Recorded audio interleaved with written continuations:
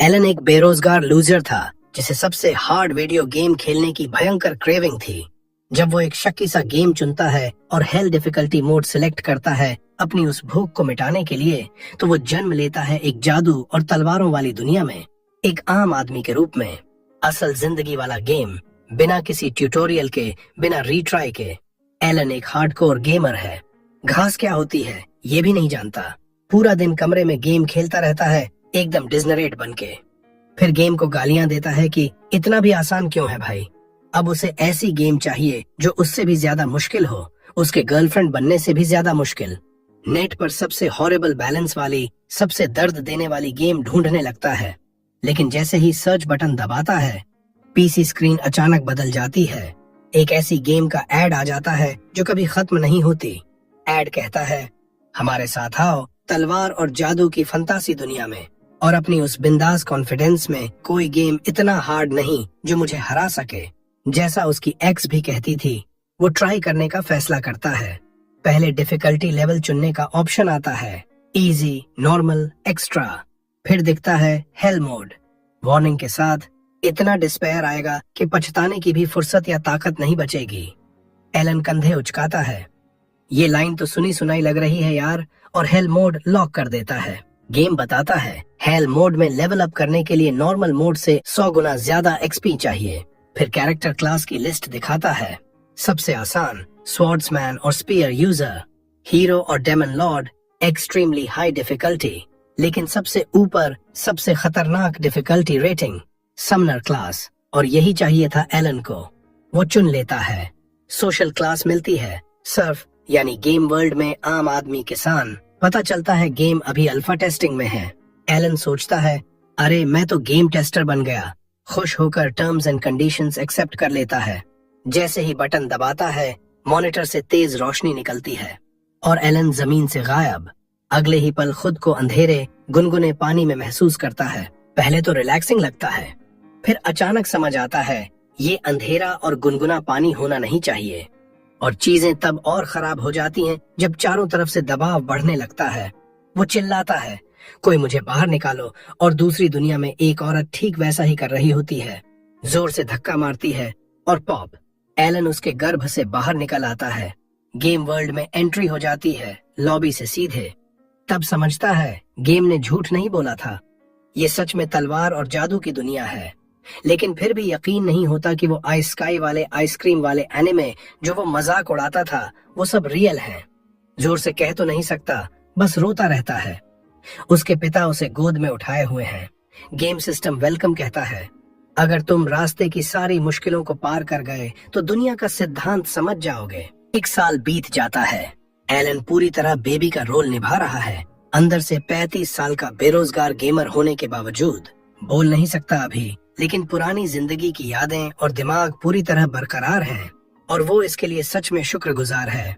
पता चलता है उसके मम्मी पापा एक बेनाम गांव में रहते हैं, लोकल लॉर्ड को टैक्स देते हैं, खेती बाड़ी करते हैं। पापा रोडेन, मेहनती, फैमिली वाला आदमी।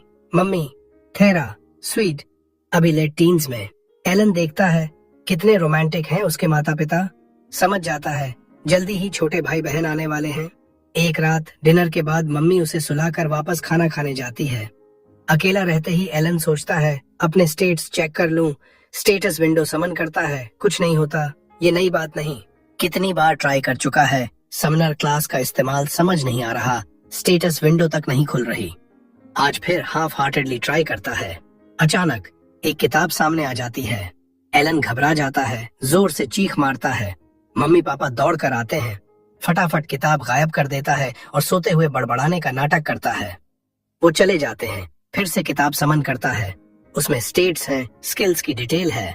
लेवल 1 समनर, 2 स्किल्स समन और क्रिएट। जितना इस्तेमाल करेगा उतना लेवल अप होंगे। कुछ समन्स क्रिएट कर सकता है। अभी सिर्फ H रैंक के कीड़े और जानवर। मुश्किल लगती है, बहुत हाई डिफिकल्टी। अचानक किताब के बीच का पन्ना चमकता है और खुल जाता है। एक लेटर है एल्मिया की तरफ से, जिसने ये दुनिया बनाई है। माफी मांग रहा है कि ग्रिमोयर स्टेटस विंडो भेजने में देर हो गई। कहता है, तुमने जो क्लास चुनी वो अभी टेस्टिंग में है, बहुत पेपर वर्क हुआ, जल्दी तैयार करवाया, अब मजे करो गेम के। एलन को डिले से फर्क नहीं पड़ता। अब बस गेम एक्सप्लोर करने का मन है। समनिंग पेज पर जाता है, कुछ कीड़े समन करने की कोशिश करता है। कोई जादू, कोई स्पेल, कुछ भी काम नहीं करता। तब समझता है शायद पहले क्रिएट करना पड़ेगा, फिर समन ट्राई करता है। एक इंसेक्ट कार्ड क्रिएट हो जाता है। समन करने से पहले ही मम्मी की आवाज आती है। फटाफट सोने का नाटक। अब सच में नींद भी आ रही है। सोचता है कल सुबह करेंगे। अगले दिन मम्मी पापा काम पर व्यस्त हैं। एलन रात वाला क्रिएट किया हुआ कीड़ा समन करता है। नीली रोशनी की छोटी छोटी गेंदें कमरे में भर जाती हैं। फ्यूज होकर एक विशाल टिड्डा बन जाता है। एलन हक्का बक्का ऑर्डर देता है, लेकिन वो एकदम नॉर्मल बेवकूफ कीड़ा निकलता है। किसी की नहीं सुनता। ग्रिमोयर में इन्फो चेक करता है। नाम दे सकता है, डेना रख देता है। बस समन करने से ही एंड्योरेंस और एजिलिटी +1 हो गई। एलन खुशी से चिल्ला उठता है। थेरा दौड़कर आती है, विशाल टिड्डा देखकर चीखती है और एकदम पैर से कुचल देती है। कुछ दिनों तक कीड़ों के साथ एक्सपेरिमेंट करता रहता है। एक H रैंक माउस क्रिएट और समन करता है। HP और एजिलिटी बफ देता है। स्करी नाम का स्किल कमांड देने पर चक्कर काटकर भागता है। समझ जाता है एक साथ 10 समन्स होल्ड कर सकता है। सारे स्टेट्स स्टैक हो जाते हैं। एक बेबी के लिए बहुत ज्यादा ताकतवर हो जाता है। एक दिन मम्मी उसके साथ खेल रही होती है। अचानक पापा खून से लथपथ घर आते हैं। थेरा डर जाती है। रोडेन बताते हैं ग्रेट बोर का खून है, गांव वालों ने मिलकर शिकार किया। एलन उत्सुक हो जाता है। रोडेन उसे कंधे पर बिठाकर ले जाता है। पहली बार घर के बाहर की दुनिया देखता है। उड़ते हुए मॉन्स्टर दिखते हैं। रोडेन कहता है ये गिरने का मौसम शुरू होने का सिग्नल है। उन पक्षियों जैसा बनना बेटा, आजाद, जहां चाहे उड़ो, आसमान ही सीमा है। एलन वो इंस्पिरेशनल बकवास सुनकर सो जाता है। जगह पहुंचते हैं। ग्रेट बोर सोच से कहीं बड़ा। पूरी टीम उसे काट रही है। जेरे नाम का लड़का आता है, सबको ताली बजवाता है। हमारे चैंपियन रोडेन शर्मा जाता है। फटाफट बेटे का इंट्रोडक्शन करवाता है। जेरे हैरान, 1 साल का बच्चा इतने अच्छे से बात कर रहा है। मॉन्स्टर के बारे में सारे सवालों के जवाब देता है। पता चलता है great bore C rank monster है। हराने के लिए 20 लोगों की टीम चाहिए। एलन का नया बेंचमार्क बन जाता है। 10 महीने समन्स के साथ ट्रेनिंग के बाद आखिरकार लेवल अप होता है। ग्रिमोयर में नए features unlock. G rank summons create कर सकता है। फ्यूजन भी अनलॉक। होल्ड करने की लिमिट दोगुनी। स्टेट्स भी दोगुने तेजी से बढ़ेंगे। एलन घमंड में आ जाता है। ग्रिमोयर अब उसके विचार भी पढ़कर नोट कर लेता है। फ्यूजन करना चाहता है, लेकिन माना कम पड़ जाता है। G रैंक क्रिएट भी नहीं कर पाता। खुद को कोसता है। हेल मोड क्यों चुना मैंने साला। समय बीतता है। एलन अब 3 साल का। मैक्स माना कैपेसिटी बढ़ गई। G rank create and fuse कर सकता है। G रैंक कीड़ा प्लस G रैंक जानवर फ्यूज करके G रैंक बर्ड बनाता है। स्मार्ट है, कमांड मानता है। परफेक्टली इंसानी बोली बोल सकता है। हालांकि वो G रैंक कीड़ा असल में मेंढक था। लेखक ने बायोलॉजी में फेल हो रखा है। मेंढक का स्किल दुश्मन को प्रोवोक करना, मोल का स्किल बहुत बड़े गड्ढे खोदना। एलन सोचता है ये सब मिलाकर दुश्मन को हराने में काम आएंगे, लेकिन अभी भी थोड़े बेवकूफ हैं उसके समन बीस्ट्स। अभी रियल कॉम्बैट में नहीं जा सकता। अचानक एक परिचित आवाज। दहशत का दिन आ गया। उसकी फ्रेंड करीना खेलने आई। दोनों को नाइट बनाकर लकड़ी की तलवारों से ड्यूल करवाती है। एलन के पास समन से बूस्टेड एजिलिटी है, फिर भी वो पिंक बालों वाली शैतान से नहीं टिक पाता। करीना प्रो की तरह तलवार चलाती है। एलन का बचाव टूट जाता है। तलवार चूर चूर। दिन के अंत में एलन जमीन पर पड़ा है, हांफता हुआ, हारा हुआ। मम्मी पापा घर आते हैं। करीना चली जाती है। एलन उठता है। प्रेग्नेंट मम्मी का सामान उठाकर उनके साथ घर चल पड़ता है। डिनर के दौरान अचानक पूछता है मम्मी प्रेग्नेंट हैं, वो ज्यादा काम नहीं कर सकती, मैं आलू की खुदाई में मदद करूं? मम्मी पापा स्तब्ध। एलन कहता है मैं बहुत स्ट्रॉन्ग हूँ, बहुत मदद कर सकता हूँ। रोडेन और थेरा समझाते हैं बेटा तू अभी बच्चा है, फिलहाल मत कर, एक दिन जरूर करना पड़ेगा, तब तक बचपन एंजॉय कर, करीना के साथ खेल। एलन समझ जाता है उनके मन में डर है, सिर्फ क्लास से ऊपर कभी नहीं उठ पाएंगे। बेटा भी किसान बनेगा। 3 साल के बच्चे से इतना भारी काम नहीं करवाना चाहते। एलन उनकी बात मान लेता है। तभी थेरा कहती है पिछले कुछ दिनों से पीछे वाले पेड़ पर पत्थर मारता है, क्यों? एलन बोलता है माँ को जंगल के खतरनाक मॉन्स्टर से बचाने की ट्रेनिंग कर रहा हूँ। रोडेन की आंखें चमक उठती हैं, उसे गोद में उठा लेता है, बहुत गर्व महसूस करता है। एलन अंदर से गिल्टी फील करता है। वो तो बस चेक कर रहा था कि कोई और स्किल अनलॉक हो सकती है कि नहीं। थेरा कहती है, करीना को भी मेरे साथ प्रोटेक्ट करना बेटा। एलन मन ही मन सोचता है, वो टॉम बॉय तो खुद खतरा है, उसे कौन प्रोटेक्ट करेगा। रोडेन कहता है, दोनों को नाइट बनकर खेलना पसंद है, उम्मीद है अप्रेजल सेरेमनी में दोनों अच्छा करेंगे। एलन उत्सुक हो जाता है। मम्मी पापा बताते हैं 5 साल की उम्र में अप्रेजल सेरेमनी होती है।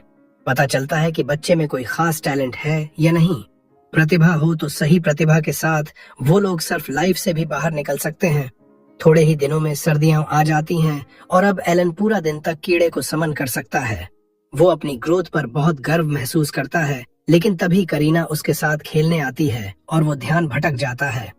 करीना उसे फिर से धूल चटाती है, पर अब ये रोज की बात हो चुकी है, इसीलिए किसी को कोई फर्क नहीं पड़ता। लेकिन वो घास फूस का कीड़ा जो उसने बाहर छोड़ दिया था अचानक उछलता है और करीना को इतना डर लगता है कि वो तुरंत लेबर में चली जाती है।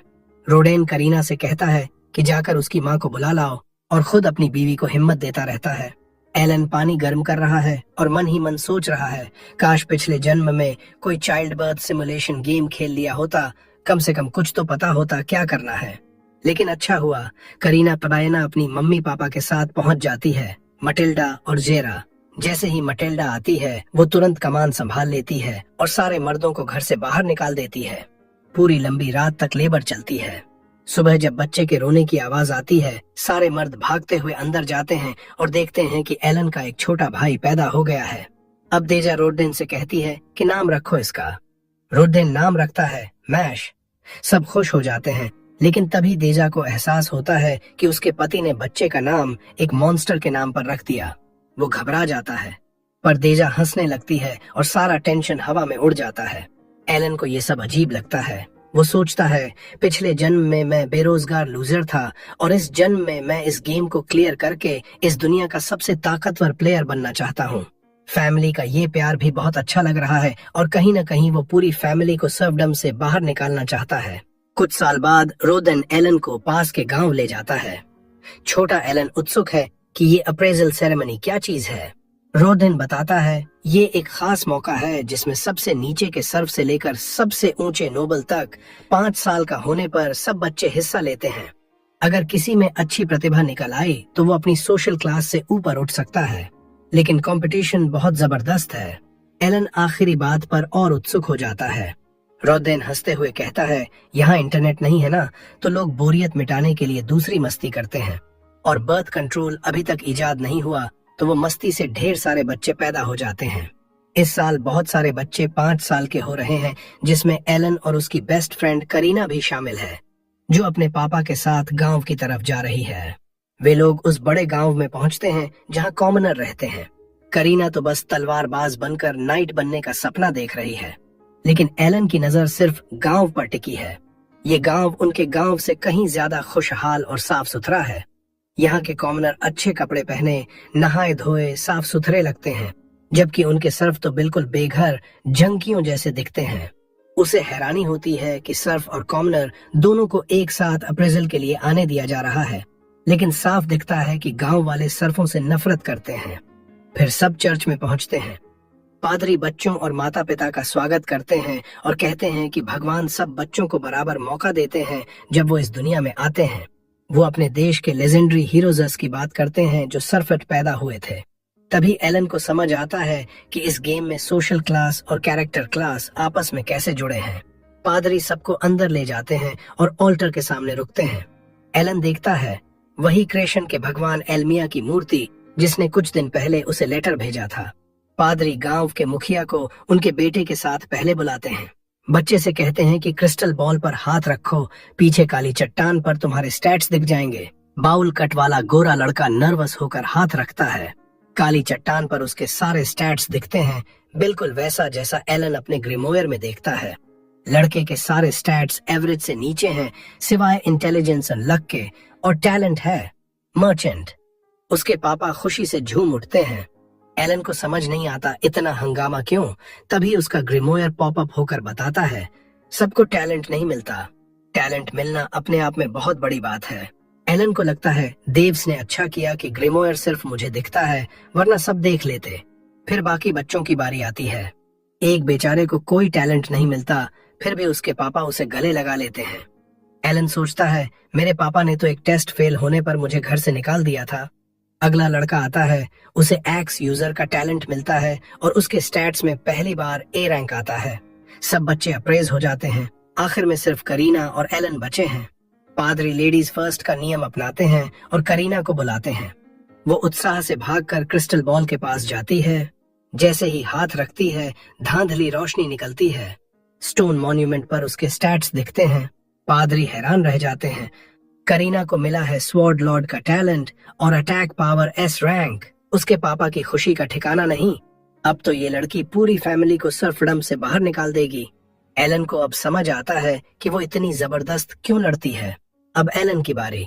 क्रिस्टल बॉल पहले हल्का सा चमकती है, फिर बंद हो जाती है और अचानक करीना से भी ज्यादा तेज रोशनी फूट पड़ती है। एलन बहुत एक्साइटेड है। अब मम्मी पापा को पता चलेगा मैं कितना कमाल का हूँ। लेकिन उसके पापा पादरियों की तरफ देखते हैं क्योंकि वो पढ़ नहीं सकते। पादरी उदास होकर कहते हैं तुम्हारे बेटे में कोई टैलेंट नहीं है। एलन गाली देता है ये क्या एआई है बे। वो दौड़कर स्टोन मॉन्यूमेंट के पास जाता है। देखता है सारे स्टैट्स ई रैंक और टैलेंट कॉलम में लिखा है कैप्चर कोड या कुछ ऐसा। वो देव्स को कोसता है कि इतने जरूरी चीज में स्पेलिंग मिस्टेक क्यों कर दी। लेकिन तभी उसके पापा के प्यार भरे हाथ उसके कंधों पर पड़ते हैं। वो कहते हैं चलो घर चलते हैं बेटा। मम्मी पापा दोनों ये बात स्वीकार कर लेते हैं कि उनका बेटा टैलेंटलेस है। कहते हैं कोई बात नहीं, हमेशा तुम पर गर्व रहेगा। एलन को बहुत अच्छा लगता है कि इतने गरीब होने के बावजूद उसे इतना प्यार करने वाली फैमिली मिली। रात को वो सोचता है शायद हेल डिफिकल्टी मोड चुनने की वजह से मेरे स्टैट्स ई रैंक पर लॉक हैं। जहाँ दूसरे हताश हो जाते, एलन का जोश और बढ़ जाता है। वो हमेशा से ऐसा गेम खेलना चाहता था जो उसे रुला दे अपनी मुश्किल से। लेकिन टैलेंट वाले टेक्स्ट की गड़बड़ अभी भी चुभ रही है। वो मन ही मन देव्स को बुरे रिव्यू देने का प्लान बनाता है। अगले दिन वो करीना के घर जाता है अपने मम्मी पापा के साथ। पापा बिना वजह चिढ़े हुए हैं। करीना के घर में पार्टी चल रही है, लेकिन रॉडेन बस मुंह फुलाए बैठे हैं। जेरा भी उनसे खींच रहा है। दोनों एक दूसरे पर पैसिव एग्रेसिव कमेंट करने लगते हैं। रॉडेन जेरा से कहता है इतना इमैच्योर मत बनो, अपनी बेटी की इतनी बड़ी टैलेंट का जश्न मनाओ। जेरा तमतमा कर बोलता है तू इतना कहने की हिम्मत कैसे कर रहा है जब तूने खुद फैमिली के रिश्ते तोड़ने की बात कर दी। सब हैरान। रोदेन समझाता है करीना में इतनी जबरदस्त टैलेंट है कि वो एक दिन नोबल बन सकती है। इसीलिए अब गरीब सरफों से दोस्ती छोड़ो, हाई सोसाइटी से कनेक्शन बनाओ। एलन को समझ आता है उसके पापा अपने दोस्त का भला कर रहे हैं। बिना पूछे दोनों में बहस शुरू हो जाती है। एलन को डर लगता है कि कहीं हाथापाई न हो जाए। वो करीना से कहता है उन्हें रोक। करीना लकड़ी की तलवार निकाल लेती है, लेकिन जरूरत नहीं पड़ती। दोनों माएं आकर दोनों को शांत कर देती हैं। एलन मटिल्डा से पूछता है क्या पापा और जेरा अंकल हमेशा ऐसे लड़ते हैं। वो हंसकर कहती है पहले तो ये पुराने गोकू और वेजिटा जैसे थे, लेकिन बाप बनने के बाद थोड़ा शांत हो गए। फिर बताती हैं कि चारों बचपन के दोस्त हैं, एक ही गांव के। नया गांव बसने की बात सुनी तो सबने वॉलंटियर किया, साथ आए, साथ घर बनाए, सब कुछ साथ किया। पुरानी बातें याद करके दोनों भूल जाते हैं, लड़ाई और अच्छी खासी शराब पीने लगते हैं। अगले दिन जेरा गांव वालों के साथ काम कर रहा होता है कि कोई दौड़ता हुआ आता है। नाइट्स आ गए हैं करीना से मिलने। वो घर की तरफ भागता है। कॉमनर गांव में भारी भीड़ लगी है, उस एक्स यूजर लड़के समेत। वो एलन को देखकर बेवजह गुस्सा हो जाता है। टैलेंटलेस लूजर यहाँ क्या कर रहे हो। करीना एलन के लिए खड़ी हो जाती है। वो यहाँ इसलिए है क्योंकि वो बहुत स्ट्रॉन्ग है। लड़का यकीन नहीं करता। करीना उसकी उंगली काटने वाली होती है, लेकिन जेरा उसे रोक लेता है। तभी विलेज चीफ कहता है सब शांत रहो, नाइट्स आए हैं। सब रास्ता देते हैं। नाइट्स आते हैं, लीड कर रहे हैं स्वॉर्ड मास्टर जेनॉफ। करीना असली नाइट्स देखकर पागल हो जाती है। जेनॉफ पहले विलेज चीफ से बात करता है, फिर डैडी बाउल कट करीना और जेरा को बुलाता है। एलन को याद आता है 3 साल पहले वो दोनों नाइट नाइट खेलते थे। अब करीना असली नाइट बनने वाली है। उसे अपने 21 सने इकलौते दोस्त से अलविदा कहने का दर्द होने लगता है, लेकिन तभी चीजें उल्टी हो जाती हैं। जेरा नाइट कैप्टन की किसी बात पर एतराज करता है। वो कहता है करीना सिर्फ 5 साल की है, कभी असली तलवार नहीं छुई, वो तुम्हारा टेस्ट पास नहीं कर पाएगी। जेनॉफ कहता है स्वॉर्ड लॉर्ड है तो जीतेगी ही, और जेरा पर इल्जाम लगाता है कि तुमने झूठ बोलकर नोबल्स को ठगा है। जेरा समझाने की कोशिश करता है, लेकिन नाइट कैप्टन अपने डिप्टी को तैयारी शुरू करने का ऑर्डर दे देता है। जेरा गिड़गिड़ाता है, रुक जाओ, मेरी बेटी तैयार नहीं है। लेकिन जेनॉफ कहता है अप्रेजल में झूठ बोलना मौत की सजा वाला जुर्म है, इसीलिए अब फेंसिंग ड्यूएल होगा। अगर करीना साबित नहीं कर पाई कि वो स्वॉर्ड लॉर्ड है तो पूरी फैमिली को मौत के घाट उतार देंगे। एलन सोचता है ये कितना गलत है, ये नाइट्स पागल हो गए हैं। लेकिन तभी करीना को एक नाइट असली तलवार लाते दिखता है। वो तलवार देखकर मंत्रमुग्ध हो जाती है। जैसे ही पता चलता है कि उसे वो तलवार इस्तेमाल करनी है, वो तुरंत अपने पापा से कहती है मैं लड़ूंगी। जेरा स्तब्ध है लेकिन मजबूर है। सब इकट्ठा हो जाते हैं। करीना छोटी सी स्वॉर्ड लॉर्ड बनाम नाइट वाइस कैप्टन, जिसका टैलेंट स्पीयर यूजर है। करीना पूरी जान लगाकर उस पर टूट पड़ती है, अपने कद जितनी बड़ी तलवार लिए। वो खुशी खुशी वार करती है। वाइस कैप्टन पॉकर फेस के साथ सब ब्लॉक करता रहता है। सब हैरान हैं कि इतनी छोटी लड़की ऐसे तलवार चला रही है। लेकिन एलन सोचता है पिछले 3 साल से रोज मेरे साथ ट्रेनिंग करती रही है, ये तो उसके लिए नॉर्मल है। फिर भी वो चिंतित है, शायद रियल नाइट के सामने स्किल और एक्सपीरियंस कम पड़ जाए। तभी वाइस कैप्टन अपना पहला अटैक करता है और करीना को पीछे धकेल देता है। वो काउंटर में फिर से झपटती है। ला अब बचाव में आ जाता है और स्वॉर्ड का सामना करने की बजाय उसे दीवार पर ठोकर मार देता है। जेरा गुस्से से पागल हो जाता है, लेकिन नाइट्स उसे दबोच लेते हैं। एलन और उसके पापा को भी पकड़ लिया जाता है। एलन सोचता है स्वॉर्ड गॉड ही सही, लेकिन बच्चों का एडल्ट से लड़ना बहुत मुश्किल है। करीना जमीन पर गिर जाती है, लेकिन अचानक वो उठती है और उसके चारों तरफ नीली आभा फैल जाती है। ला घबरा जाता है, एक्स्ट्रा स्किल एक्टिवेट हो गई। करीना बिना किसी सोचे समझे पत्थर जैसी ठंडी आंखों से उस पर टूट पड़ती है। वो बेरहम हमलों से वाइस कैप्टन को पीछे धकेलने लगती है। एलन उसकी ताकत देखकर दंग रह जाता है।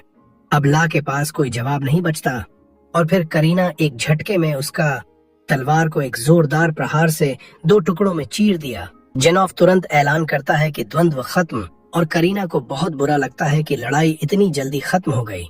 वो लियो को उसके साथ लड़ने के लिए शुक्रिया कहती है और बोलती है कि वो एक बूढ़े आदमी के लिए काफी तगड़ा है।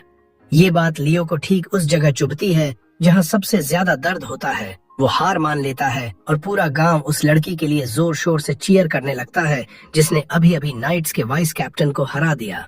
जेरा को राहत मिलती है कि करीना सुरक्षित है और वो उस पर बहुत गर्व महसूस कर रहा है। रोडेन और एलन भी यही फील कर रहे हैं।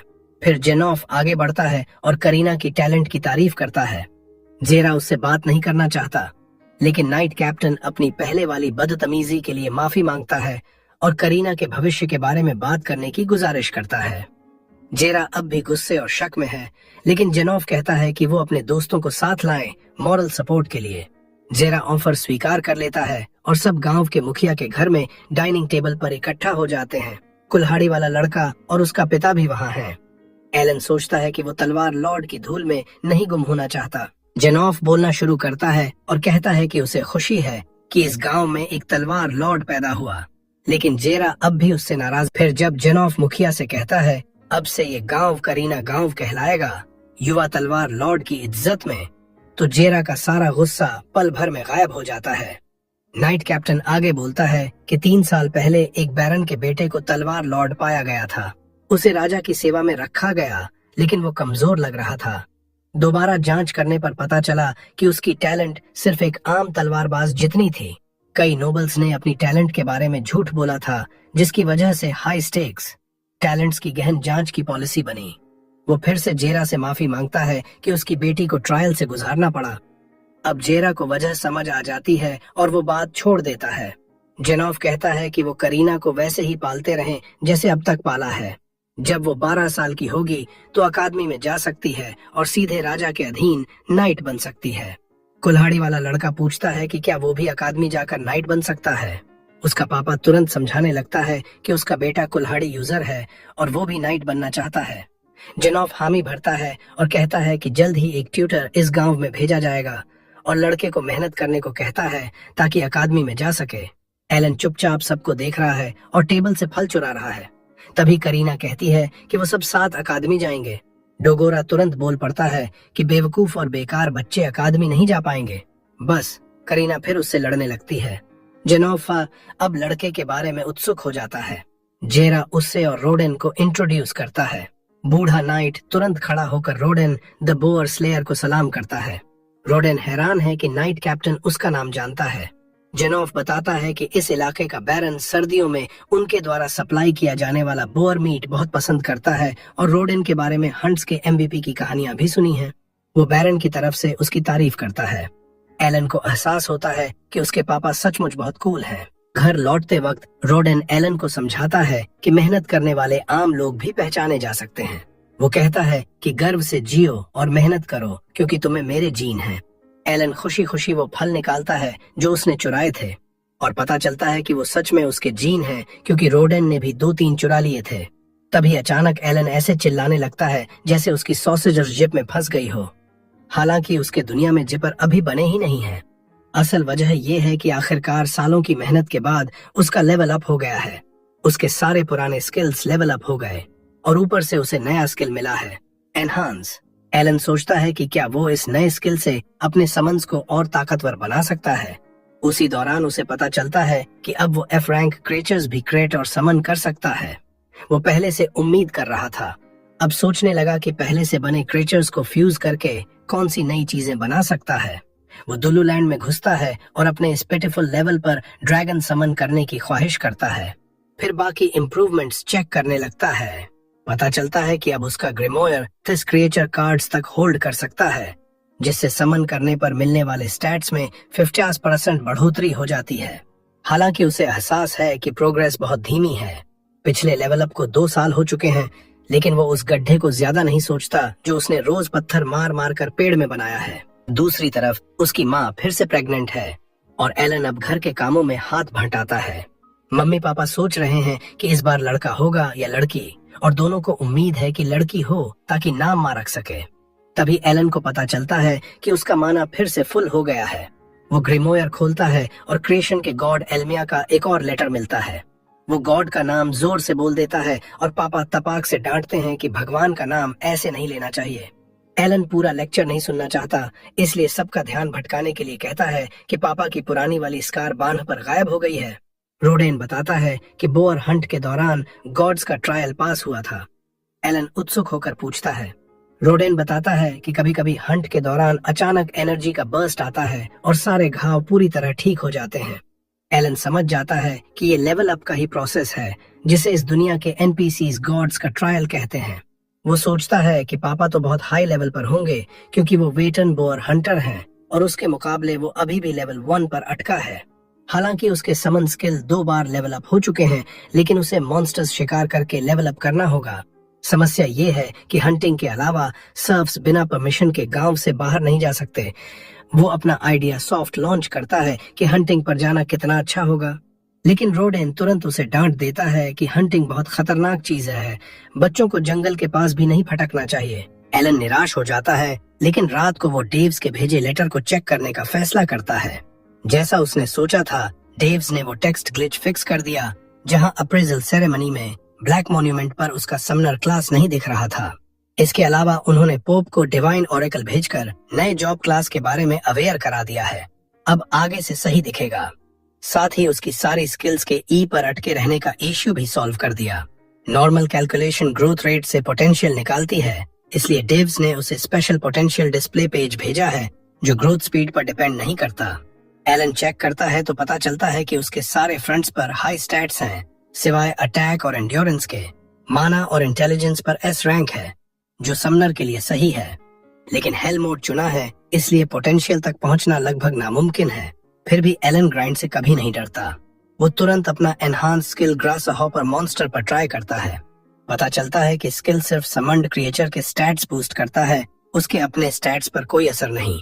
वो बूस्टेड ग्रासहॉपर समन करता है जो 1 सेकंड के लिए गोल्डन ग्लो करता है, लेकिन तभी उसकी माँ आती है और उसे पैर तले कुचल देती है। अगले दिन रोडेन हंट के लिए निकल जाता है। एलन घर के सारे काम निपटाकर एक्सपेरिमेंटेशन में लग जाता है। वो सारे कॉम्बिनेशंस ट्राई करता है, लेकिन सिर्फ बग्स और बर्ड्स के फ्यूजन में कामयाब होता है। रिजल्ट निकलता है ग्रास टाइप क्रिएचर, और ये लॉजिक गोकू और लफ्फी को मिलाकर भी ज्यादा स्टूपिड है। खैर, एलन उत्सुक है कि ये ग्रास टाइप समन उसे क्या बफ्स देगा। पता चलता है कि ये उसकी माना कैपेसिटी बूस्ट करता है, जिससे वो और ज्यादा समन्स और फ्यूजन्स कर सकता है। एलन बहुत एक्साइटेड है क्योंकि इससे उसकी ग्रोथ बहुत तेज हो सकती है। वो तुरंत क्रिएचर समन करता है, एक सेब जिसमें स्टिक्स, आर्म्स और लेग्स बने हैं। एलन समझता है कि ये लिविंग एप्पल कॉम्बैट के लिए नहीं बना। उसकी स्पेशल एबिलिटी है अरोमा। वो कमांड देता है तो वो अचानक जमीन में धंस जाता है और एक लंबा सैपलिंग बनाता है जो बहुत मीठी खुशबू देता है। एलन सोचता है कि ये तो बहुत घटिया एबिलिटी है, लेकिन माँ को खुशबू बहुत पसंद आती है तो वो सैपलिंग वहीं छोड़ देता है। बाद में करीना फिर प्रैक्टिस के लिए आती है। हालांकि एलन को फिर वैसे ही धुलाई मिलती है, लेकिन वो नोटिस करती है कि वो थोड़ा बेहतर हो गया है। एलन जानता है कि वजह है उसका स्वॉर्ड मास्टरी स्किल, जो रोज करीना के साथ प्रैक्टिस से लेवल 3 तक पहुंच गया है। साथ ही समन्ड क्रिएचर्स से मिले एक्स्ट्रा स्टैट्स भी। वो जाने के बाद बैकयार्ड में पेड़ पर पत्थर मारने लगता है, लेकिन मेंटली बर्नआउट फील कर रहा है क्योंकि अभी तक एक भी लेवल अप नहीं हुआ। छोटे भाई माश की देखभाल, घर के काम, माँ का नए वर्कर्स क्रिएट करने में बिजी रहना, सब चल रहा है। वो सोचता है कि पत्थर मारने की ट्रेनिंग बेकार है। उसने एक छोटा सा पैच बना रखा है एप्पल ट्री सैपलिंग्स का, क्योंकि उसकी मीठी खुशबू से मना रिकवरी टाइम 6 घंटे कम हो जाता है। रात को एलन और उसकी माँ बेसब्री से रोडेन का इंतजार कर रहे हैं। उन्हें चिंता हो रही है क्योंकि वो इतनी जल्दी नहीं लौटने वाले थे। अचानक बाहर हंगामा सुनाई देता है। गांव वाले एक घायल रोडेन को लकड़ी की बोर्ड पर लिटाकर ला रहे हैं। एलन और माँ बाहर भागते हैं। रोडेन बहुत बुरी तरह जख्मी है, पेट पर बहुत बड़ा घाव है। जेरा बताता है कि बोअर के दांत ने सीधे पेट में मार दिया। अगर वो रेयर मेडिसिनल हर्ब न होते तो घर पहुंचने से पहले ही मर जाता। माँ पूछती है कि हर्ब कहाँ से आया। जेरा बताता है कि नाइट कैप्टन जेनॉफ ने करीना के साथ बदतमीजी की माफी में कुछ कोल्ड कॉइन्स दिए थे, उसी से हर्ब खरीदा। बाकी गांव वाले अचानक बोलने लगते हैं कि ये सब कॉमनर्स की वजह से हुआ और वो इसे अपने तरीके से सेटल करने को तैयार हैं। तभी माश हंगामा सुनकर रोने लगता है। एलन उसे अंदर ले जाकर सुला देता है। जेरा गांव वालों को घर जाने को कहता है और कहता है कि लड़ाई न करें, वो अपने बेस्ट फ्रेंड के पास रहकर देखभाल करेगा। एलन धीमे से पूछता है कि क्या सच में कॉमनर की वजह से पापा को चोट लगी। जेरा हाँ कहता है। वो बताता है कि कुछ दिन पहले मुखिया ने कहा था कि कॉमनर्स को भी बोअर हंट में शामिल किया जाए, क्योंकि बोअर मीट बहुत कीमती है। ज्यादातर मीट बैरन को जाता है, बाकी हंटर्स में बांटता है। कॉमनर्स सिर्फ जरूरी चीजें ट्रेड करके मीट ले सकते हैं और वो कभी हंट में वॉलंटियर नहीं करते, क्योंकि वो डरपोक हैं, जानते हैं कि विशाल मॉन्स्टर से नहीं निपट सकते। लेकिन इस बार जेनॉफ ने रोडेन को हीरो बताया तो कॉमनर्स को लगा कि उसके साथ सुरक्षित रहेगा। न जेरा को पसंद था न रोडेन को, लेकिन मुखिया के ऑर्डर को मना नहीं कर सकते थे। और तो और बहुत से कॉमनर्स ने प्रैक्टिस को सीरियसली नहीं लिया, क्योंकि वो सर्फ से ट्रेनिंग लेना नहीं चाहते थे जो उनसे नीची क्लास के हैं। हंट के दिन कॉमनर्स को बोअर को डिस्ट्रैक्ट रखने की जिम्मेदारी दी गई ताकि बाकी लोग अटैक कर सकें, लेकिन उनके पास इतनी भी हिम्मत नहीं थी। हथियार फेंक कर भाग गए। एक बेवकूफ गिर पड़ा और रोडेन ने उसे बचाने के चक्कर में बोअर का दांत पेट में खा लिया। किसी तरह महान बोअर को मार दिया और हर्ब से रोडेन की जान भी बचा ली। जेरा एलन और नेर्जा से कहता है कि अगले दिन रोडेन का मीट शेयर ला देगा और उन्हें मजबूत रहने को कहता है। अगली सुबह एलन उठता है और देखता है कि माँ पापा की देखभाल कर रही है। वो कहता है कि वो ले लेगा काम, लेकिन माँ कहती है कि वो ठीक है। बस तभी रोडेन एक झटके से जागता है। अभी भी सोच रहा है कि वो शिकार के बीच में है। उसका परिवार उसे होश में वापस देखकर राहत की सांस लेता है। और इसी भावुक पल में एलन को अचानक एहसास होता है कि अब तक उसने अपना वक्त बिल्कुल गलत इस्तेमाल किया है। वो सिर्फ और मजबूत होने पर फोकस कर रहा था, लेकिन इसके पीछे कोई मकसद ही नहीं था। अब उसे समझ आ रहा है कि ये दुनिया उन लोगों के लिए कोई गेम नहीं है जो यहाँ रहते हैं, उसके परिवार सहित। इस दुनिया में रहने वाले लोग असली हैं और उसका परिवार भी उतना ही असली है।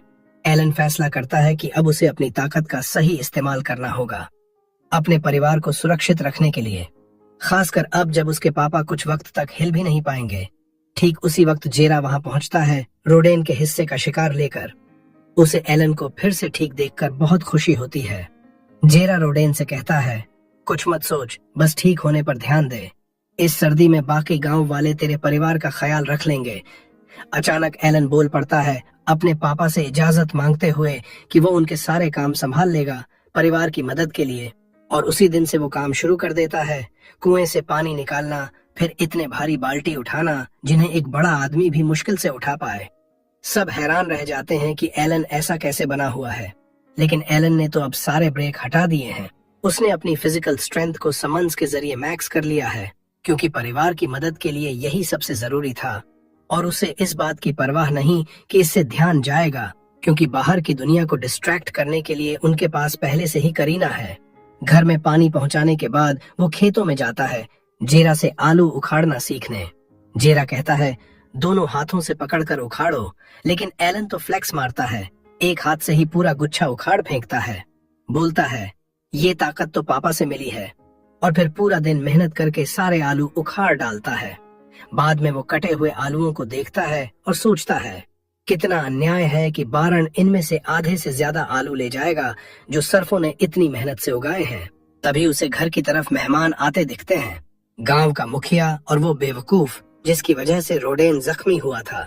मुखिया फल का तोहफा लेकर आया है और वो आदमी माफी मांग रहा है कि उसकी गलती से रोडेन को चोट लग गई।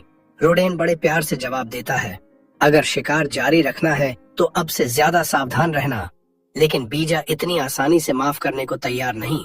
वो उसे खरी खरी सुनाती है, हर किसी का परिवार होता है घर लौटने को, चाहे वो किसी भी क्लास का हो। किसी की जान को इतनी बेपरवाही से मत खेलो। तभी बाकी सर्फ भी रोडेन की हालत देखने आ पहुंचते हैं। उनकी अजीब हरकतें देखकर बीजा का गुस्सा ठंडा पड़ जाता है। अगले दिन एलन अकेला जंगली घास के मैदान में जाता है और अपना जीनियस प्लान शुरू करता है, सर्दी में परिवार को बचाने का। वो इन्वेंट्री से मेंढक समन्स करता है, चेहरा हाथों से ढकता है क्योंकि सारे मेंढक उस पर कूद पड़ते हैं, फिर जमीन पर उतरते हैं। फिर वो कुछ नूब लेवल के जाल लगाता है और मेंढकों को उनकी प्रोवोक्ड स्किल यूज करने को कहता है। उम्मीद है कि इससे कुछ जंगली पक्षी आकर्षित होंगे और वो उन्हें पकड़ घर ले जाएगा। लेकिन बहुत देर इंतजार करने के बाद भी कुछ नहीं आता। वो हार मानने वाला होता है, तभी एक पक्षी आता दिखता है। वो तैयार हो जाता है पकड़ने को, लेकिन तभी समझ आता है ये कोई साधारण पक्षी नहीं बल्कि बी रैंक मॉन्स्टर अल्बाहरेन है। वो बिना सोचे जाल तोड़ देता है और एक एक करके मेंढकों को हरा देता है। एलन समझ जाता है कि वो इस बी रैंक मॉन्स्टर का मुकाबला नहीं कर सकता और भागने लगता है। लेकिन तभी उसका स्टेटस विंडो सामने आता है। वो सोचता है फिजिकल स्टैट्स को लिमिट तक बूस्ट करने के बाद अब वो इसे हरा सकता है। वो पलटकर लड़ने का फैसला करता है, मॉन्स्टर के सिर पर पत्थर फेंकता है और तलवार लेकर सीधा चार्ज करता है। मॉन्स्टर जवाबी हमला करता है, लेकिन एलन कुत्तों का पैक समन्स कर देता है जो मॉन्स्टर को काट कर उसे व्यस्त रखते हैं। लेकिन वो भी ज्यादा देर नहीं टिक पाते। पक्षी मॉन्स्टर जल्दी ही सबको हरा देता है। एलन फिर तलवार लेकर लड़ता है। इस बार मॉन्स्टर का हमला और जोरदार होता है क्योंकि समन्स मरने से उसके बफ्स चले गए हैं। वो इतना कमजोर हो जाता है कि खड़ा भी नहीं हो पाता। मॉन्स्टर फिर हमला करता है। एलन किसी तरह तलवार से ब्लॉक करता है, लेकिन लगता है अब गेम ओवर है। तभी उसे एक आइडिया आता है जो उसने पहले कभी टेस्ट नहीं किया। वो अपना लेटेस्ट बग टाइप समन्स निकालता है और उन्हें मॉन्स्टर पर छोड़ देता है। कैटरपिलर मॉन्स्टर अल्बाहरेन से एनर्जी चूसने लगते हैं। हमला रुक जाता है। एलन को एहसास होता है, हाँ, ये स्किल फाइट में काम की है। वो मॉन्स्टर के नीचे से निकलता है और लगातार हमला करके उसे कमजोर करने लगता है, और इसी तरह वो बिना बफ्स खोए मरने से बच जाता है। वो फिर कुत्तों का एक और पैक समन्स करता है। बग्स के साथ मिलकर वो पक्षी को पूरी तरह घेर लेते हैं। एलन मौका देखकर उसके सिर पर घातक वार करता है। एक पल के लिए दुनिया काली सफेद हो जाती है। अगले ही पल मॉन्स्टर ढेर हो जाता है। एलन का ग्रिमोयर सामने आता है। अल्बाहोन को हराने के लिए 100 एक्सपी मिले। एलन जोर से चीख मारता है, जीत का ऐलान। पहली बार किसी मॉन्स्टर को हराने के बाद वो खुद को दुनिया के सबसे ऊपर महसूस करता है। जल्दी ही वो अपना कीमती शिकार घसीटते हुए घर पहुंचता है। परिवार और दोस्त उसे डी रैंक मॉन्स्टर के साथ देखकर दंग रह जाते हैं। थेरिया पूछती है, तूने इसे कैसे मारा? एलन महीने का सबसे बड़ा अंडरस्टेटमेंट करता है। वो जमीन पर उतरा था मेरे पास, मैंने अचानक पकड़ लिया और खत्म कर दिया। करीना तो एलन के इस कारनामे से बहुत इम्प्रेस हो जाती है, लेकिन माश मरे हुए मॉन्स्टर से डर जाती है। रोडेन उसके चेहरे पर कट देखकर पूछता है, कहीं और चोट तो नहीं? एलन कहता है, नहीं, मैं ठीक हूँ, चेहरा का घाव भी भरने लगा है। जेरा मॉन्स्टर के शव पर कुत्तों के काटने के निशान देखता है और पूछता है, क्या तूने भी काटा था? एलन कहता है, प्योर इंस्टिंक्ट में लड़ रहा था, याद नहीं? जेरा सोचता है कि हंसे या डरे एलन की ये जंगली हरकत देखकर। फिर वो मॉन्स्टर को प्रोसेस करने लगता है। जब वो रोडेन से बात करने के लिए मुड़ता है, एलन को जेरा के सिर पर बड़ा सा उभार दिखता है। या तो बीवी ने मारा होगा या करीना से स्वॉर्ड प्रैक्टिस में लगा होगा। वो मन ही मन हंसता है। जेरा उसे मदद मांगता है और वो अलबाहरिन को उल्टा लटकाते हैं ताकि खून निकल जाए। डेरा बताती है ये करीब 60 किलो का होता है, जिसमें से 40 किलो सिर्फ खून और हड्डियां। मांस बहुत कम मिलता है, पर पंख अच्छे दाम में बिकते हैं। एलन को जेरा का ये सब सिखाना बहुत अच्छा लगता है, लेकिन फिर उसका जोश ठंडा पड़ जाता है। 60% तो लॉर्ड को देना ही पड़ेगा। उसे लगता है ये बहुत गलत है। जेरा बताता है अच्छे नोबल छोटे ई रैंक मॉन्स्टर जैसे हॉर्न्ड खरगोश पर ध्यान नहीं देते, पर डी रैंक वाला वो गांव वालों को नहीं छोड़ेंगे। अचानक जेरा मॉन्स्टर काट कर उसका मैजिक स्टोन निकालता है और कहता है ये भी टैक्स सिस्टम में आता है, पर हमारे जैसे गांव वालों के लिए बेकार है। फिर जेरा को आइडिया आता है अगर रोडेन उस कॉमनर की गलती से घायल न होता तो तुझे अल्बाहोन नहीं मिलता। इसे लेकर मुखिया पर गिल्ट ट्रिप करेंगे और ज्यादा हिस्सा ले लेंगे। एलन को एहसास होता है कि उसके पापा का बेस्ट फ्रेंड सिर्फ मसल्स वाला नहीं, दिमाग रखकर भी अच्छा है। जल्दी ही दोनों मुखिया के पास जाते हैं। मुखिया अलबाहरेन का शव देखकर बहुत खुश होता है। जेरा कहता है पंख टैक्स में दे देंगे, बाकी शव हमारे पास रहेगा। मुखिया को पसंद नहीं आता। वो कहता है इस साल लॉर्ड ने और ज्यादा मांस मांगा है, हाथ बंधे हैं। जेरा कहता है मैजिक स्टोन भी दे देंगे। फिर भी वो नहीं मानता। तब जेरा गिल्ट ट्रिप शुरू करता है अगर हमारे गांव का हीरो रोडेन घायल न होता तो हम ऐसी मुश्किल में न पड़ते। उसका परिवार सर्दी में भूखा मर जाएगा। एलन ड्रामा करता है, भूख से बेहोश होने का नाटक। मुखिया आसानी से पिघल जाता है और डील मान लेता है। एलन शुक्रिया अदा करता है और पूछता है अगर आगे भी अल्बाहोन शिकार करें तो मांस रख सकते हैं। जेरा जोर से कहता है ज्यादा एक्साइटेड मत हो, इतनी जल्दी दोबारा डी रैंक नहीं मिलेगा। मुखिया हंसता है और कहता है अगर फिर कभी मिल जाए तो मांस रख लेना। एलन और जेरा खुश हो जाते हैं। प्लान कामयाब रहा। जल्दी ही एलन एक और जाल लगाता है। इस बार ट्रैप फिर कमाल करता है। 2 मॉन्स्टर आ जाते हैं। एलन अब पहले से समझदार है। मेंढकों को तुरंत रिकॉल कर लेता है ताकि स्टैट्स न गिरें। फिर बग्स भेजता है एनर्जी चूसने।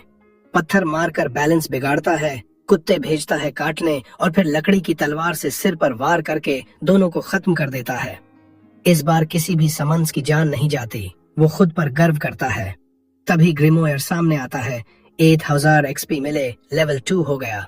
एलन बहुत खुश होता है। स्टैट्स चेक करता है। हेल्थ और माना फुल रिस्टोर, सारे स्टैट्स बहुत बढ़ गए हैं। वो ग्रिमोयर को गले लगा लेता है। 6 साल बाद आखिरकार लेवल अप हुआ। वो फैसला करता है कि अब परिवार को भी अपना राज बताएगा। दोनों अल्बाहोन घर ले जाता है। रोडेन हैरान रह जाता है कि इस बार 2 मार लाया, लेकिन कुछ नहीं कहता। तुरंत बाद वो करीना के साथ स्वॉर्ड ट्रेनिंग पर जाता है। अब वो बहुत तेज है। लगातार उसकी अटैक डॉज कर लेता है, लेकिन उसका ध्यान इस बात पर है कि अब मांस पूरे सर्दी के लिए काफी है, बस अब लकड़ी चाहिए। वो सोचता है अगर 20 और अल्बाहोन मार ले तो लेवल 3 हो जाएगा, पर ये सर्दी में नामुमकिन लगता है। सोच में इतना खो जाता है कि करीना पीछे से चुपके से सिर पर मार देती है। उसकी विनिंग स्ट्रीक बरकरार। रात को एलन मम्मी पापा से कहता है सीट बेल्ट बांध लो, कहानी इमोशनल रोलर कोस्टर वाली है। वो बताता है कि जब वो 1 साल का था तब गॉड एल्मिया का ओरेकल आया था। उसने कहा था कि वो उसे ताकत और हिकमत देगा। इसी वजह से वो बाकी बच्चों से ज्यादा मजबूत और समझदार है। लेकिन कृष्ण के गॉड ने एक बड़ी हैंडीकैप भी दी। ऐसे चैलेंजेस जो 100 लोग मिलकर भी नहीं पार कर सकते, उन्हें अपनी ताकत और हिकमत से पार करना होगा। डेजा सदमे में आ जाती है और गॉड से शिकायत करती है मेरे बच्चे को इतना सख्त इम्तिहान क्यों दिया। रोडेन दूसरी तरफ कहता है आज तूने ट्रायल पास किया होगा क्योंकि चेहरे का घाव भर गया है। एलन को तब एहसास होता है। रोडेन कहता है मुझे पता है गॉड के ट्रायल पार करना कैसा होता है। अचानक डेजा पूछती है फिर अप्रेजल सेरेमनी में तुझे कोई टैलेंट क्यों नहीं दिखा। एलन बताता है एल्मिया का दूसरा ओरेकल आया था। रोडेन डांटते हैं भगवान का नाम आदर से लो। एलन माफी मांगता है और आगे बताता है मेरा जॉब क्लास इतना नया था कि अप्रेजल में दिखा नहीं और स्टैट्स कम दिखे, क्योंकि नॉर्मल मेथड मेरे ग्रोथ रेट पर डिपेंड करता है जो मेरे हैंडीकैप की वजह से स्लो है। हैंडीकैप उसके मम्मी पापा अब उसकी टैलेंट के बारे में उत्सुक हैं, लेकिन एलन उन्हें ये नहीं बता सकता कि वो समनर है, क्योंकि लोग डरने लगेंगे कि वो खतरनाक मॉन्स्टर्स को कंट्रोल कर सकता है। वो कहता है कि उसे पता ही नहीं अपनी टैलेंट के बारे में, और ये बात भी छुपाता है कि वो दूसरी दुनिया से रीइंकारनेट हुआ है। अचानक उनकी कैस उसे जोर से गले लगा लेती है और पूछती है, तूने पहले क्यों नहीं बताया? मैं तो सोच रही थी तू पागल है, रोज पेड़ पर पत्थर मार रहा है, पर तू तो बस भगवान की ट्रायल्स को पार करने की प्रैक्टिस कर रहा था। रोडेन पूछता है कि अब आगे क्या प्लान है। एलन कहता है कि वो ट्रायल्स का सामना सीधे सामने करेगा। रोडेन को अच्छा लगता है। वो कहता है, बहादुर बन, जो चैलेंज गॉड एल्मिया ने तेरे लिए तैयार किए हैं उनका मुकाबला कर। कहीं अटक गया तो हमसे मदद मांग लेना। फिर वो चेतावनी भी देता है, लेकिन ये बात सीक्रेट रखना। अगर कोई ओरेकल के बारे में झूठ बोलने का इल्जाम लगा देगा तो मुश्किल हो जाएगी। हालांकि रोडेन खुद जेरा को बताने का मन बना लेता है और घमंड से कहने वाला है, मेरे बेटे को क्रिएटर गॉड खुद से ओरेकल मिला है। ये तो कृणा के स्वॉर्ड लॉर्ड होने से भी बड़ा कमाल है। इसके तुरंत बाद एलन ने ढेर सारे अल्बाहोन मार डाले और उन्हें मार्केट में ले गया। साथ में जेरा भी थी, जो उसे बिजनेस करना सिखाने वाली थी। जेरा बताती है कि इस बार उनका बोअर हंट भी सफल रहा, क्योंकि बिना कॉमनर्स के कोई प्रॉब्लम नहीं हुई। एलन पूछता है कि सर्फ्स और कॉमनर्स में क्या फर्क है। जेरा समझाती है, सोशल स्टेटस अलग है। कॉमनर्स को 60% टैक्स नहीं देना पड़ता जैसे सर्फ्स को। वो हर साल सिर्फ 3 गोल्ड कॉइन्स प्रति एडल्ट और 1 गोल्ड कॉइन प्रति बच्चे देते हैं। एलन उत्सुक होकर पूछता है कि सर्फ आवर्स कॉमनर कैसे बन सकते हैं। जेरा कहती है, पूरे परिवार के लिए 10-10 गोल्ड कॉइन्स का ट्रिब्यूट देना पड़ता है, या फिर लॉर्ड खुद रिवॉर्ड देकर प्रमोशन दे दे। एलन को अंदाजा होता है कि उसकी माँ तो बच्चों को जन्म देती ही रहती है, तो अगले साल 50 की जगह 60 गोल्ड कॉइन्स चाहिए होंगे। उसे जल्दी से 50 गोल्ड कमाने पड़ेंगे। फिर वो ट्रेडिंग कंपनी में जाते हैं और ड्राइड मॉन्स्टर मीट के बदले नमक लेते हैं। उसके बाद जेरा उसे अलग अलग दुकानों पर ले जाती है और वो चीजों के एक्सचेंज रेट सीखता है। अगली बार एलन अकेले मार्केट जाता है और रिसर्च करता है कि पैसे से चीजें कितनी में आएंगी। थोड़ी देर में पता चलता है कि अल्बाहोन जर्की का एक पैकेट 1 सिल्वर कॉइन में बिकता है। 50 गोल्ड कमाने के लिए तो उसे 500 अल्बाहोन मारने पड़ेंगे। वो ग्राइंडिंग के बारे में सोचना छोड़ देता है। फिर मेडिकल स्टोर पर जाता है और माना रिकवरी पोटियन मांगता है। दुकानदार कहता है, ऐसी फैंसी चीजें हमारी सस्ती दुकानों में नहीं रखते। एलन दूसरे मेडिसिनल हर्ब्स देखता है और ग्रेमोयर में उनके स्केच बना लेता है। फिर पूछता है, म्यूलर की फ्लावर्स हैं। दुकानदार नाम सुनते ही डिफेंसिव हो जाता है। कहता है कि आखिरी बार जेरा आई थी, आधी दाम लेकर भी घुटनों पर बैठकर गिड़गिड़ाई थी कि उसके दोस्त की जान बचानी है। दुकानदार को मानना पड़ा था। बाद में जेरा ने बाकी पैसे दे दिए थे, फिर भी वो आज तक नाराज है। एलन अचानक उसे मीट का पैकेट थमा देता है और कहता है, थैंक यू, म्यूलर की फ्लावर्स ने पापा की जान बचाई थी। फिर ब्लैकस्मिथ शॉप पर जाता है और 50 सिल्वर कॉइन्स वाली वेपन्स देखकर सपने देखना छोड़ देता है। तभी एक्स यूजर डोगोरा आ जाता है और चिल्लाता है, अरे मेरे बाप की दुकान पर क्या कर रहा है तू? एलन उस रूड ब्रैड से उलझना नहीं चाहता। कहता है, बस देख रहा था, और चल देता है। लेकिन डोगोरा बेवजह उसे मुक्का मार देता है और कहता है, मेरा मिनियन बन जा। जैसे पाल चीफ का बेटा था, वैसे ही एलन सोचता है कि शुरुआत से ही इसे काबू में करना पड़ेगा।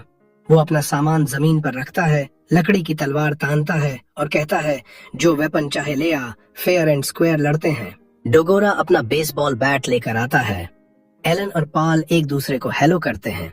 डोगोरा झपटता है, लेकिन एलन आसानी से डॉज और ब्लॉक कर देता है। उसे पता चलता है कि डोगोरा में एक्स यूजर की पावर है, पर क्रीना के सामने तो कुछ भी नहीं। एलन झपटता है, एक झटके में उसका हथियार छीन लेता है और डोगोरा जमीन पर गिर जाता है। एलन मौका देखकर ओरा फार्म करता हुआ कहता है, एक दिन तेरी दुकान पर ट्रेड करने आऊंगा। इसके कुछ समय बाद रोडेन ठीक होकर काम पर लौटने लगता है। कुछ महीने बीतते हैं और डोगोरा क्रीना के घर का रेगुलर विजिटर बन जाता है, जो अब सब बच्चों का ट्रेनिंग ग्राउंड बन चुका है। पाल भी है, माश क्रीना के साथ प्रैक्टिस कर रहा है और क्रीना उस पर बहुत आसानी से ले रही है। एलन सोचता है कि उसके भाई में स्पीयर यूजर बनने की स्किल्स हो सकती हैं। तभी डोगोरा उस पर हमला करने की कोशिश करता है, लेकिन उसकी मूवमेंट्स अभी भी बहुत कच्ची हैं। एलन बस डॉज करता है और डोगोरा खुद जमीन पर गिर जाता है। एक रात एलन अपनी छोटी बहन को सोते हुए देख रहा होता है। तभी रोडेन और जेरा थके हारे घर लौटते हैं। उनकी सीआईए पूछती है क्या हुआ। वो बताते हैं कि बारन ने इस साल 10 की जगह 15 वाइल्ड बोअर्स हंट करने का ऑर्डर दे दिया है, इसीलिए कॉमनर्स को फिर से शामिल करना पड़ा। सीआईए गुस्से में कहती है, रोडेन के इंजर्ड होने के बाद भी ये आइडिया किसका था भाई? लेकिन ऑर्डर है, मना नहीं कर सकते। अगले साल तो 20 बोअर्स करने होंगे। अगर नहीं कर पाए तो लॉर्ड दूसरे जगहों से और सर्फ्स लाएगा, जो गांव के लिए बुरी खबर है क्योंकि हंट न कर पाने वाले सर्फ्स की जमीन छीन ली जाएगी। रोडेन कहता है, हमारे पास सिर्फ एक रास्ता है, ज्यादा बार हंट पर जाना। कॉमनर्स पर भरोसा नहीं कर सकते। अचानक एलन बोल पड़ता है, बार बार हंट करने से भी कोटा बढ़ता रहेगा। आखिरकार तो कॉमनर्स को शामिल करना ही पड़ेगा या बाहर से सर्फ्स लाने पड़ेंगे। कॉमनर्स को शामिल करना अच्छा आइडिया है। जेरा डांटती है, बड़ों की बात चल रही है, चुप रह। लेकिन रोडेन पूछता है, क्या सुझाव है तेरा? एलन कहता है, मुझे गॉड्स ने विजडम से ब्लेस किया है, यानी गेम खेलने का अनुभव।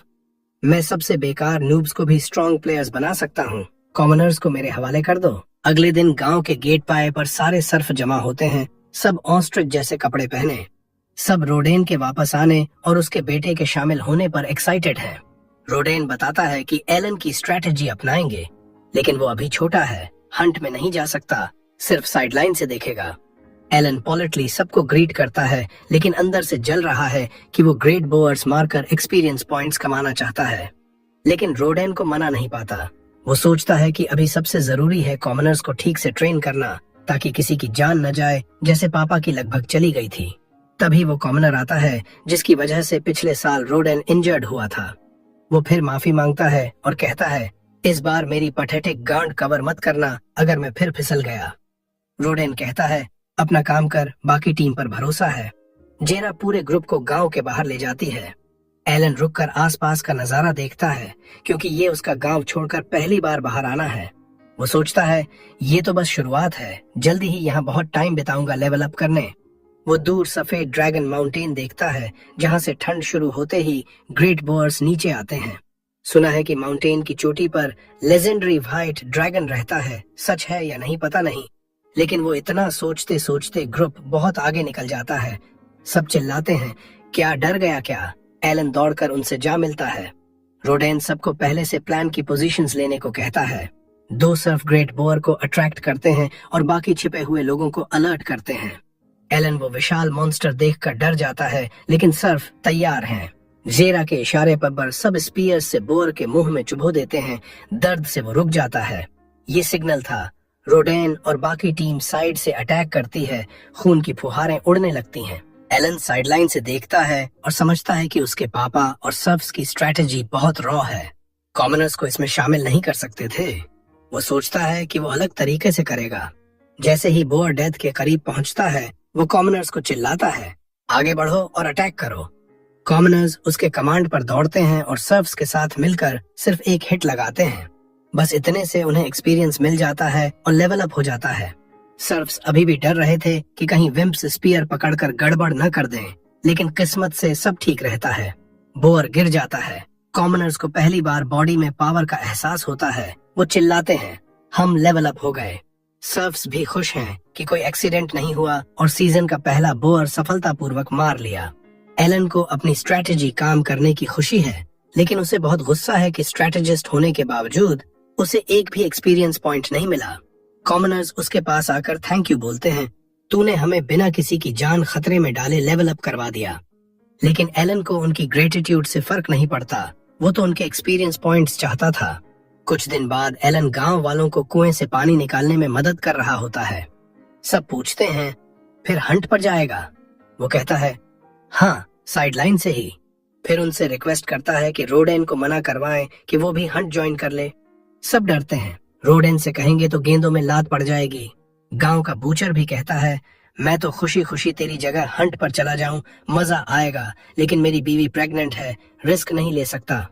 ये सुनकर एलन को आइडिया आता है। वो बूचर को अपने बैकयार्ड में ले जाता है, जहां ढेर सारे अल्बाहोन लटके हुए हैं, ब्लड ड्रेन हो रहा है। बूचर देखकर दंग रह जाता है। एलन कहता है, इन्हें बूचर करके दे दो, हर अल्बाहोन के बदले 2 पैकेट मीट दूंगा। बूचर को डील इतनी अच्छी लगती है कि वो तुरंत मान जाता है। एलन सोचता है कि टाउन से बूचर बुलाना महंगा पड़ता और अगर सर्फैफ से काम करवाता तो टाउन कम जाना पड़ता। वो असली पैसे कमाकर फैमिली के लिए कॉमनर स्टेटस खरीदना चाहता है। अगले दिन फिर हंट पर जाते हैं। इस बार और ज्यादा कॉमनर्स साथ हैं। नए कॉमनर्स को शक है कि स्ट्रेटेजी काम करेगी या नहीं, लेकिन सीनियर्स भरोसा दिलाते हैं पूरी तरह सेफ है, आसानी से लेवल अप हो जाएगा। एलन सोचता है कि कॉमनर्स की संख्या धीरे धीरे बढ़ानी चाहिए ताकि जल्दी 2 टीम बन जाएं और ज्यादा बोअर्स मार सकें, लेकिन बारन की बढ़ती डिमांड से उसे शक होता है। डोमेन में खाने की कमी तो नहीं लग रही, फिर बोअर मीट की इतनी जिद क्यों? उसकी सोच बीच में ही टूट जाती है। सर्फ्स सुअर को अपने साथ खींच कर लाते हैं। सब लोग वही पुरानी वाली स्ट्रेटेजी अपनाते हैं, हिट टैंक करके फिर सुअर पर साइड से हमला, और आम लोग भी शामिल हो जाते हैं।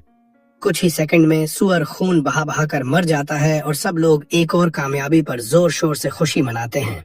कॉमनर्स को फिर से लेवल अप करने की ताकत महसूस होती है, लेकिन इस बार वो अकेले नहीं होते। एलन भी लेवल अप हो चुका होता है। उसे बहुत मजा आता है कि उसकी प्लानिंग काम कर गई। भले ही शुरू में उसे ये सब बेवकूफी लगी थी, लेकिन जैसे ही सर्फ्स जंगली सुअर को पीछे खींच रहे थे, एलन ने चुपके से अपना ग्रास हॉपर ठीक सुअर के आगे समन कर दिया ताकि वो कुचल जाए। टेक्निकली ये एलन का हिट माना गया, और जब मॉन्स्टर मरा तो उसे भी एक्सपीरियंस का हिस्सा मिला। वो बहुत खुश है कि अब वो आसानी से ग्राइंड कर पाएगा और उस ग्रास हॉपर के लिए प्रार्थना करता है जिसने अपनी जान उसकी महान वजह के लिए कुर्बान कर दी।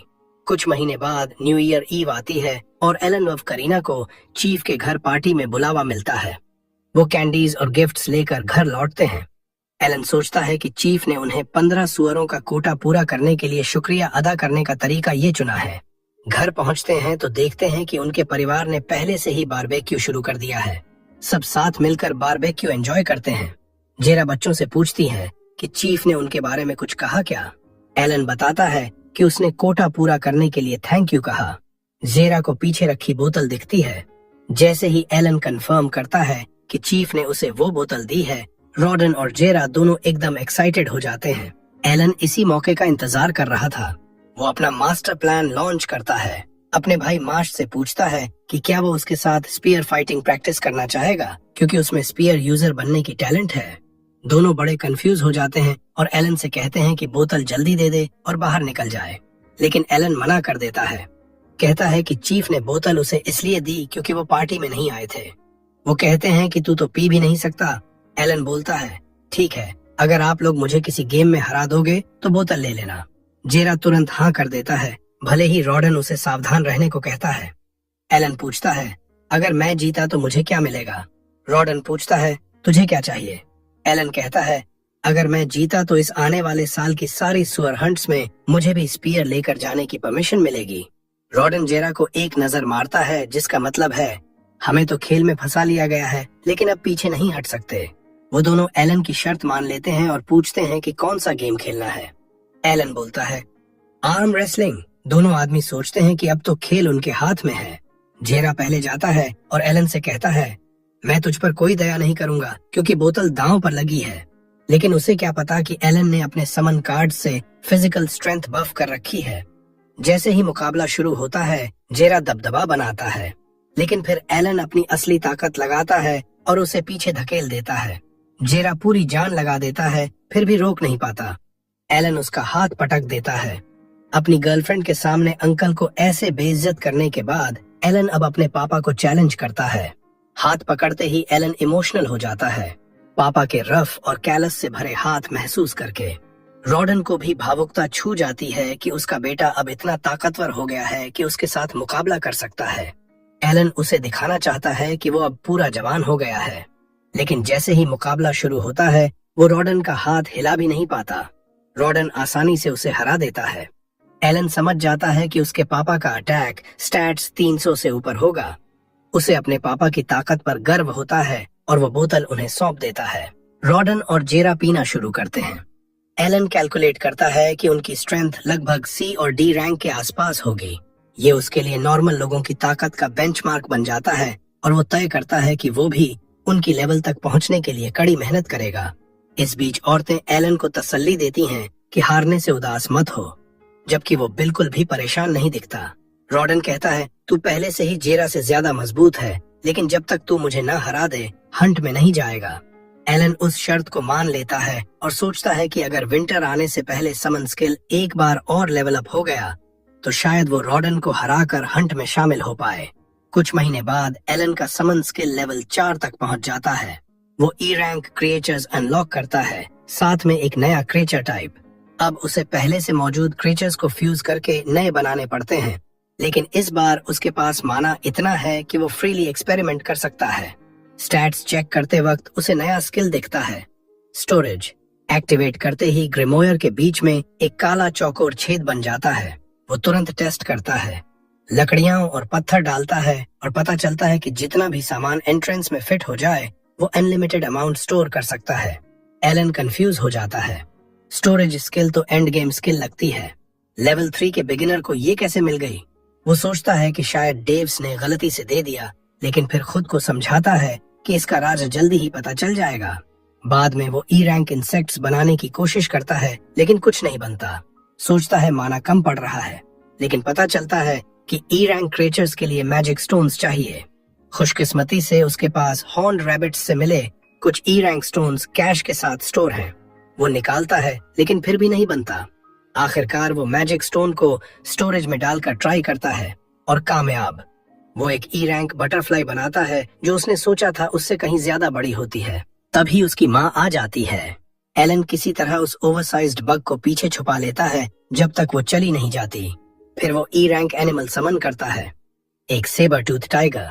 एलन डर से पैंट गीली कर लेता है, लेकिन वो टाइगर बहुत आज्ञाकारी और ताकतवर होता है। साथ ही उसकी फिजिकल स्ट्रेंथ 10 पॉइंट्स बूस्ट करता है। अब वो क्रिएचर्स को फ्यूज करके नए टाइप बनाने की कोशिश करता है, लेकिन उसके लिए भी मैजिक स्टोन्स चाहिए। उसे समझ आता है कि ज्यादा हॉर्न्ड रैबिट्स हंट करने होंगे। पापा से पूछता है तो पता चलता है कि पिछले साल गांव के चारों ओर ट्रेंच खोद दिया गया था। अब हॉर्न्ड रैबिट्स गांव के पास नहीं आते। एलन निराश होता है, लेकिन जल्दी ही मौका मिलता है। क्रेना डोगोरा के साथ स्पैरिंग को पूरी तरह पिटाई में बदल देती है। एलन पेल से मैजिक स्टोन्स के बारे में पूछता है, क्योंकि वो सबसे पढ़ा लिखा है। पेल बताता है कि मॉन्स्टर्स से निकाले गए मैजिक स्टोन्स से मैजिक टूल्स बनते हैं, लेकिन डी रैंक से ऊपर वाले ही असल में काम के होते हैं। ई रैंक वाले तो बेकार हैं, इतने बेकार कि ट्रेनिंग ग्राउंड में भी पड़े मिल जाते हैं। वो सचमुच एक उठाकर दिखाता है। एलन को नई उम्मीद मिलती है। वो पूरे गांव में घूम घूम कर जितने भी ई रैंक मैजिक स्टोन्स मिल सकते हैं इकट्ठा करता है। फिर घास के मैदान में जाता है और जितने समन्स बना सकता है बना लेता है। सोचता है कि इनकी क्या क्या एबिलिटीज होंगी। अचानक तेज हवा आती है, बर्ड कार्ड उड़ जाता है। उसका हॉक निकलकर डेंजर वॉर्न करता है। तभी एक बेबी बोअर उस पर अटैक कर देता है और उसे गिरा देता है, लेकिन उसका ग्रास टाइप समन उसे हील कर देता है। बटरफ्लाई बोअर को ट्रांस में डाल देती है, जबकि सेबर टूथ उसे फिनिश कर देता है। जब दूसरा बोअर अटैक करता है तो एक बोअर टाइप क्रिएचर डिफेंड करने निकलता है, लेकिन सारी ये सब एलन का ढोंग था। वो बस समय बर्बाद कर रहा था, क्योंकि उसे लगता है कि समनर ऐसे ही लड़ता है। उसे पता है कि इस दुनिया में कोई गेम प्ले गाइड नहीं है, सब कुछ खुद फिगर आउट करना है। वो महसूस करता है कि हर क्रिएचर क्लास की कॉम्बैट में खास भूमिका होती है। वो अपनी स्ट्रैटेजी उसी के आसपास बनाता है। वो सारे क्रिएचर्स को कॉल करता है और सोचता है, इंसेक्ट्स दुश्मन पर डिबफ लगाते हैं, बीस्ट्स डैमेज देते हैं, बर्ड्स इंफॉर्मेशन इकट्ठा करते और रिले करते हैं, ग्रास टाइप हील करते हैं, स्टोन टाइप डिफेंड करते हैं। वो समझ जाता है कि वो अकेला ही पूरी पार्टी का काम कर सकता है, और यही वजह है कि समनर क्लास का इतना ज्यादा पोटेंशियल है। अब उसे समझ आता है कि स्टोरेज स्किल इसलिए दी गई ताकि वो हजारों मैजिक स्टोन्स हमेशा सुरक्षित कैरी कर सके। वो कसम खाता है कि वो दुनिया का सबसे ताकतवर इंसान बनेगा। कुछ दिन बाद विलेज चीफ एलन, रोडन और जेरा को मेंशन बुलाता है इम्पोर्टेंट बात के लिए। एडल्ट्स चीफ से बात करते हैं। हीरो स्पाइकी ड्रैगन फ्रूट खाता रहता है। चीफ बताता है कि नेक्स्ट मंथ बैरन खुद विजिट करने आएगा। रोडन और जेरा शॉक्ड हो जाते हैं कि लॉर्ड हम्बल विलेज आएगा। हीरो उस इडियट को हाई नहीं मानता जो हर विंटर 20 ग्रेट बोर्स हंट करवाता है। चीफ बताता है बैरन बोर हंट्स देखना चाहता है क्योंकि क्यूरियस है। जेरा को बुरा लगता है कि उनकी लाइफ डेथ बैटल्स नोबल के लिए एंटरटेनमेंट हैं। रोडन को प्रॉब्लम नहीं, लेकिन पूछता है हीरो को क्यों बुलाया। चीफ कहता है बैरन एप्स्टीन आइलैंड मिस करता है, इसलिए एलन गाइड बनेगा, विलेज और हंट घुमाएगा। रोडन कहता है अपना बेटा भेजो। चीफ कहता है पेल टिमिड है, बैरन को सेटिस्फाई नहीं कर पाएगा। एलन को पूरे स्टे में बैरन को एंटरटेन करना होगा। हीरो को नहीं करना, लेकिन सेकंड थॉट पर सोचता है स्किल्स से इम्प्रेस कर सकता है। इससे कॉमनर बनने में हंटिंग एल्बाहोन्स और जायंट बोर्स से ज्यादा जल्दी मदद मिल सकती है। वो चीफ की रिक्वेस्ट मान लेता है बैरन को गाइड करने की। जल्दी ही बैरन ग्रैंडविल नाइट ऑर्डर के साथ आता है, कैप्टन ज़ेनोफ के नेतृत्व में। डॉटर सेसिली भी साथ है। विलेज चीफ वेलकम करता है। चीफ के घर जाते हैं जहां हीरो टेम्पररी सर्वेंट है। ग्रैंडविल चीफ की हार्ड वर्क की तारीफ करता है। पिछले 15 साल में कीना विलेज से सक्सेसफुल कोई नहीं रहा। चीफ हम्बली एक्सेप्ट करता है। ग्रैंडविल सॉरी बोलता है बोर मीट हर साल ज्यादा मांगने के लिए। जानता था बर्डन पड़ रहा है, लेकिन किंग का ऑर्डर डिसोबे नहीं कर सकता। अचानक फ्यूरियस हो जाता है। कहता है सब वेग काउंट की फॉल्ट है, जिसने किंग को डिलिबरेटली बोर हंट्स के बारे में बताया ताकि उन्हें टफ स्पॉट में डाल दे। बटलर चिल करने को कहता है क्योंकि एंगर से चीफ डर रहा है। तभी फूड आता है। ग्रैंडविल और डॉटर खाते हैं और डिलिशियस टेस्ट से डिलाइटेड हो जाते हैं। पूछते हैं क्या मीट है। चीफ हेजिटेट करता है। हीरो जंप करता है और बताता है एल्बियन मीट से बना डिश है। प्लेट पर बर्ड कल हंट किया गया फ्रेशेस्ट टेस्ट के लिए। सिली डिटेल्स एक्सप्लेन करता है। बैरन कॉन्फिडेंस और क्लैरिटी से इम्प्रेस होता है। पूछता है चीफ का बेटा है क्या। चीफ कहता है रोडन का बेटा है। ज़ेनोफ याद करता है पहले भी देखा था। हीरो ग्रीट करता है और कहता है कल हंटिंग ट्रिप में गाइड बनेगा। ग्रैंडविल फिर इम्प्रेस होता है मैनर्स से। पूछता है फादर नाइट है क्या। चीफ कहता है सर्फ है। स्पॉइल्ड डॉटर सेसिल इरिटेट होकर पूछती है सर्फ को डाइनिंग हॉल में कैसे आने दिया। डैड तुरंत स्कोल्ड करती है कि सर्फ्स भी टेरिटरी के मेंबर्स हैं, उन्हें कम इंसान नहीं समझ सकती। सेसिल सॉरी बोलती है डैड से, लेकिन हीरो को स्टिंक आई मारती है। हीरो सीरियसली नहीं लेता। ज़ेनोफ हीरो से कुछ कहता है। वे सब अगले दिन होने वाले शिकार के बारे में जानने के लिए बहुत उत्सुक थे। बारन कहता है कि एक सर्दी में 20 बोर्स मारने का लक्ष्य बहुत ज्यादा है। अगर गांव वाले इसे हैंडल नहीं कर पाए तो नाइट्स खुद शिकार संभाल लेंगे। सेसिल उससे सहमत होती है और कहती है कि नाइट्स को बोर्स मारते देखना कितना कूल होगा, बजाय इन स्टूपिड विलेजर्स के। बारन को भी ये आइडिया अच्छा लगता है। वो कहता है कि नाइट्स को बेसिक्स सीखने के बाद वो ये जिम्मेदारी ले सकते हैं। तभी एलन बोल पड़ता है अपनी गांव की इज्जत बचाने के लिए। वो कहता है कि नाइट्स की जरूरत नहीं पड़ेगी क्योंकि गांव वाले अकेले ही आसानी से 20 बोर्स मार सकते हैं। वो गांव की औरा पर दांव लगा देता है और सबको कहता है कि कल उनका परफॉर्मेंस सारे शक दूर कर देगा। अगले दिन पूरा ग्रुप जंगल की तरफ निकलता है बोर हंट देखने। एलन उन्हें एक खास वॉच टावर पर ले जाता है जहां से वो सुरक्षित रहकर शिकार देख सकते हैं। सेसिल अभी भी उससे बिना ताने मारे बात नहीं करती, लेकिन जैसे ही सब ऑब्जर्वेशन स्पॉट पर पहुंचते हैं एलन उन्हें स्टेप बाय स्टेप शिकार समझाने लगता है। जल्दी ही रोडन और बाकी सर्फ्स वहां पहुंचते हैं बोर हाइड से बने आर्मर पहनकर। एलन बारन को थैंक करता है कि उन्होंने बचे हुए बोर हाइड इस्तेमाल करने की परमिशन दी आर्मर बनाने के लिए। उसके बाद डीकॉय यूनिट भागकर बोर को लुभाने जाती है और उसके पीछे पीछे उसे शिकार वाली जगह पर लाती है। एलन सबको कहता है कि सब्र रखो, ये प्रोसेस में काफी टाइम लगता है। इंतजार के दौरान ज़ेनोफ एलन से क्रीना के बारे में पूछता है। एलन कहता है कि वो बिल्कुल ठीक है। ज़ेनोफ खुश होता है और कहता है कि स्प्रिंग के बाद यहाँ ट्यूटर भेजा जाएगा ताकि वो एकेडमी एंट्रेंस एग्जाम की तैयारी कर सके। एलन हंसते हुए क्रीना को पढ़ते हुए इमेजिन करता है। तभी डीकॉय टीम बोर को हंटिंग ग्राउंड पर लाती है। टैंक टीम बड़े बड़े मजबूत शील्ड से उसे घेर लेती है। फिर मेन अटैकर्स बोर के सिर की तरफ जाते हैं और स्टैब करते हैं। नए लड़के पीछे से लंबे स्पीयर से अटैक करते हैं। एलन समझाता है कि न्यूबीज सिर्फ 1-2 बार अटैक करते हैं एक्सपीरियंस लेने के लिए। उन्हें आमतौर पर आर्मर नहीं दिया जाता क्योंकि उनका रिस्क बहुत कम होता है। सेसिल को बार बार स्टैब होते बोर को देखकर नौजिया होने लगता है। जैसे ही रोडन उसके गले में फिनिशिंग ब्लो मारता है वो बेहोश होकर गिर जाती है। ज़ेनोफ और ग्रेनेल दोनों गांव वालों की स्किल से बहुत इम्प्रेस हो जाते हैं और फैसला करते हैं कि बोर हंटिंग पूरी तरह गांव वालों पर ही छोड़ देंगे। तभी अचानक 2 और बोर्स उनकी तरफ दौड़ते हुए आते हैं। ज़ीनोफ तुरंत अपने वाइस कैप्टन को नाइट्स तैयार करने को कहता है विलेजर्स की मदद के लिए, लेकिन एलन रोकता है और कहता है कि जरूरत नहीं, गांव वाले ऐसे केसेस के लिए तैयार रहते हैं। जमीन पर रोडन सबको 2 ग्रुप्स में बांटता है, खुद और जेरा के साथ। वे वही स्ट्रेटजी यूज करके दोनों बोर्स को पिन करते हैं और मार देते हैं। एलन बारन और जिनफ को बताता है कि हर अच्छा हंटर जानता है कि जितने भी प्रे को ल्योर किया है सबको मारना चाहिए। अगर कोई बच गया तो वो शिटी हंटर है। लेकिन पहले ये मुमकिन नहीं था। वजह थी अच्छे इक्विपमेंट की कमी। शिकार से मिलने वाला ज्यादातर हिस्सा टैक्स में चला जाता था, इसलिए टूल्स अपग्रेड नहीं कर पाते थे। फिर भी हर साल थोड़ा थोड़ा स्पीयर्स अपग्रेड करते गए, जिससे सालों में एफिशिएंसी बहुत बढ़ गई।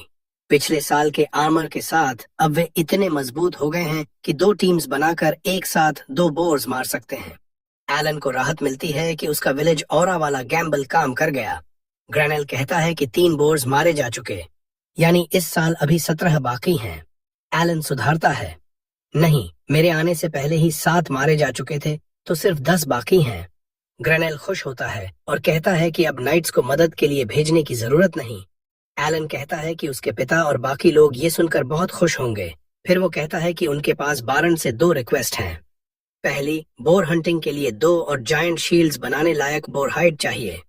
बारन खुशी खुशी मान जाता है। दूसरी रिक्वेस्ट थोड़ी मुश्किल है। एलन कहता है कि सर्फ्स को आमतौर पर जो चीजें नहीं मिलती, खासकर लिकर चाहिए। ग्रैनेल समझ नहीं पाता।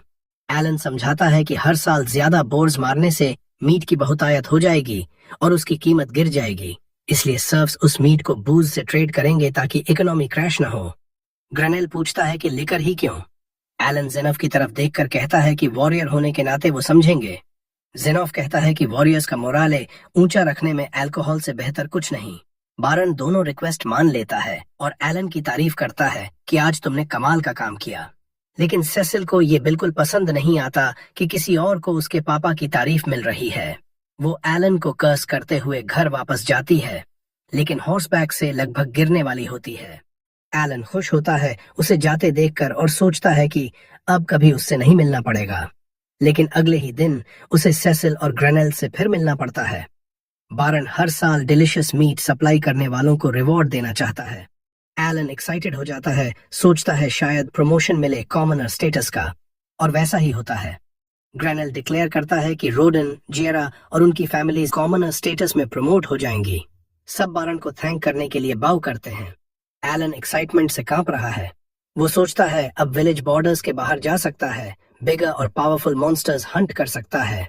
ग्रैनेल आगे कहता है कि कोई भी सर्फ जो 10 साल या उससे ज्यादा हंट्स में हिस्सा ले चुका है, वो भी कॉमनर प्रमोट हो जाएगा।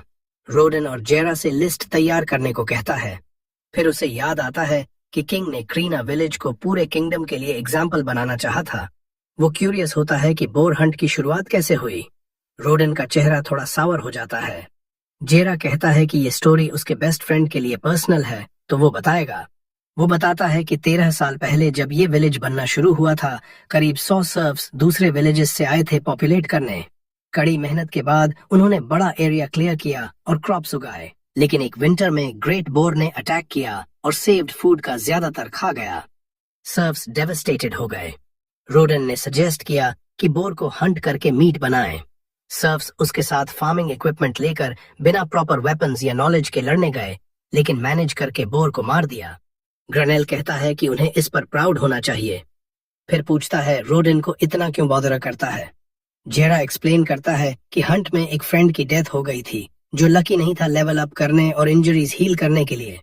जेरा कहता है कि उसने रोडन को बार बार कन्विंस किया कि खुद को ब्लेम न करे, लेकिन वो नहीं मानता। एलन अब समझता है कि पिछले साल उसके डैड ने स्टूपिड कॉमनर को बचाने के लिए इतनी जल्दी क्यों दौड़ा था। ग्रैनेल सॉरी बोलता है टॉपिक उठाने के लिए, लेकिन कहता है कि अगर रोडन ने फर्स्ट बोर हंट स्टार्ट नहीं किया होता तो विलेज यहाँ तक नहीं पहुंचता। वो रोडन को रिवॉर्ड देना चाहता है और पूछता है क्या चाहिए। एलन डैड को अर्ज करता है क्वालिटी बूज मांगने को, लेकिन रोडन रिक्वेस्ट करता है कि बारन उसके बेटे को एस्टेट पर काम करने दे। वो कहता है एलन वाइज और ब्रेव है, कोई भी एडल्ट जॉब कर सकता है। एलन पैनिक हो जाता है क्योंकि इस तरह मॉन्स्टर्स हंट करके लेवल अप नहीं कर पाएगा, लेकिन ग्रैनेल को आइडिया पसंद आता है। बटलर भी एग्री करता है कि एलन स्टाफ में ग्रेट एडिशन होगा। ग्रैनेल डिक्लेयर करता है कि वो रेगुलर हॉल बॉय से ज्यादा अच्छा है, इसलिए फैमिली का मैन सर्वेंट बनेगा। एलन को पता नहीं कि ये पोस्ट क्या होता है, लेकिन सेसिल ग्रोस्ड आउट हो जाती है कि सर्फ उनके मैंशन में रहेगा। बटलर उसकी रेसिस्ट थिंकिंग को करेक्ट करता है कि एलन अब कॉमनर है। एलन एक्सक्यूज सोच रहा होता है सिचुएशन से निकलने का, लेकिन डैड को टीयर्स ऑफ जॉय बहाते देखकर एक्सेप्ट कर लेता है। जल्दी ही वो बैरन्स एस्टेट के लिए तैयार होता है। सब गुड बाय बिड करने आते हैं। क्रीना बहुत सैड है। एलन उसे चीयर अप करने के लिए फाइनल ड्यूअल सजेस्ट करता है। वो अग्री करती है, लेकिन ड्यूअल शुरू होते ही एलन अपर हैंड ले लेता है। सब सरप्राइज हो जाते हैं, खासकर क्रीना। रीजन ये था कि एलन बर्ड कार्ड्स स्टॉक कर लिया था जो एजिलिटी बूस्ट करते हैं। वो क्रीना को ओवरवेल्म करता है और सोर्ड उसके नेक पर पॉइंट कर देता है। क्रीना बिलीव नहीं कर पाती कि हार गई, लेकिन एलन कहता है ड्रॉ है और फ्यूचर में सेटल करेंगे फाइट। फिर सिबलिंग्स जेरा मटिल्डा को गुड बाय कहता है। डोगोरा और पाल फेंस के उस पार से देख रहे हैं। पाल एक्स यूजर को किक मारकर एलन को गुड बाय कहने भेजता है। डोगोरा फेयरवेल गिफ्ट के रूप में स्मॉल डैगर लाया है, लेकिन एटीट्यूड के बिना बात नहीं कर पाता। रोडन और जेरा कन्वॉय तक वॉक करके सैड लेकिन होपफुल गुड बाय देते हैं। एलन विलेज छोड़कर अलग फ्यूचर की तरफ जाता है। जल्दी ही वो ग्रैंड वॉल एस्टेट पहुंचता है, सिटी के बीच में। वेल्थ और लग्जरी देखकर डैजल्ड हो जाता है। नहीं देर लगती, पहला जॉब मिलता है, लैडर बनना, ताकि सेसिली ट्री से फ्रूट्स प्लक कर सके। वो लेफ्ट राइट कहती रहती है और कर्स करती है जब सेम स्पॉट पर आ जाते हैं। एलन पिस्ड होता है और विश करता कि कम से कम थिक थाइज होती तो ग्लैडली लिसन करता। सेसिली कहती है फ्रूट्स नहीं पहुंच रही क्योंकि वो शॉर्ट किंग है। एलन सजेस्ट करता है शोल्डर्स पर स्टैंड करो, सिटिंग की बजाय, रेंज बढ़ेगा। सेसिली गुड आइडिया मानती है, लेकिन वार्न करती है फॉल हुआ तो इमीडिएटली फायर्ड। शोल्डर्स पर चढ़कर फ्रूट्स प्लक करती है। एलन पेशेंस के एज पर होता है, लेकिन सक्सीड हो जाती है, लेकिन बाइट लेते ही स्पिट कर देती है क्योंकि बिटर है। एलन कहता है सेइंग है हाई ट्रीज के फ्रूट्स हमेशा स्वीट नहीं होते। सेसिली पूछती है क्या पता था बैड टेस्ट होगा। एलन पोलाइट बनकर कहता है नो आइडिया। सेसिली स्कॉफ करती है और कहती है मार्केट जाओ, स्वीट फ्रूट खरीद कर लाओ। एलन सोचता है ये बुरा शब्द से बात करने से बेहतर है। तभी ह्यूज शैडो पूरे मैंशन पर पड़ता है। एलन ऊपर देखता है, जाइगेंटिक एयरशिप।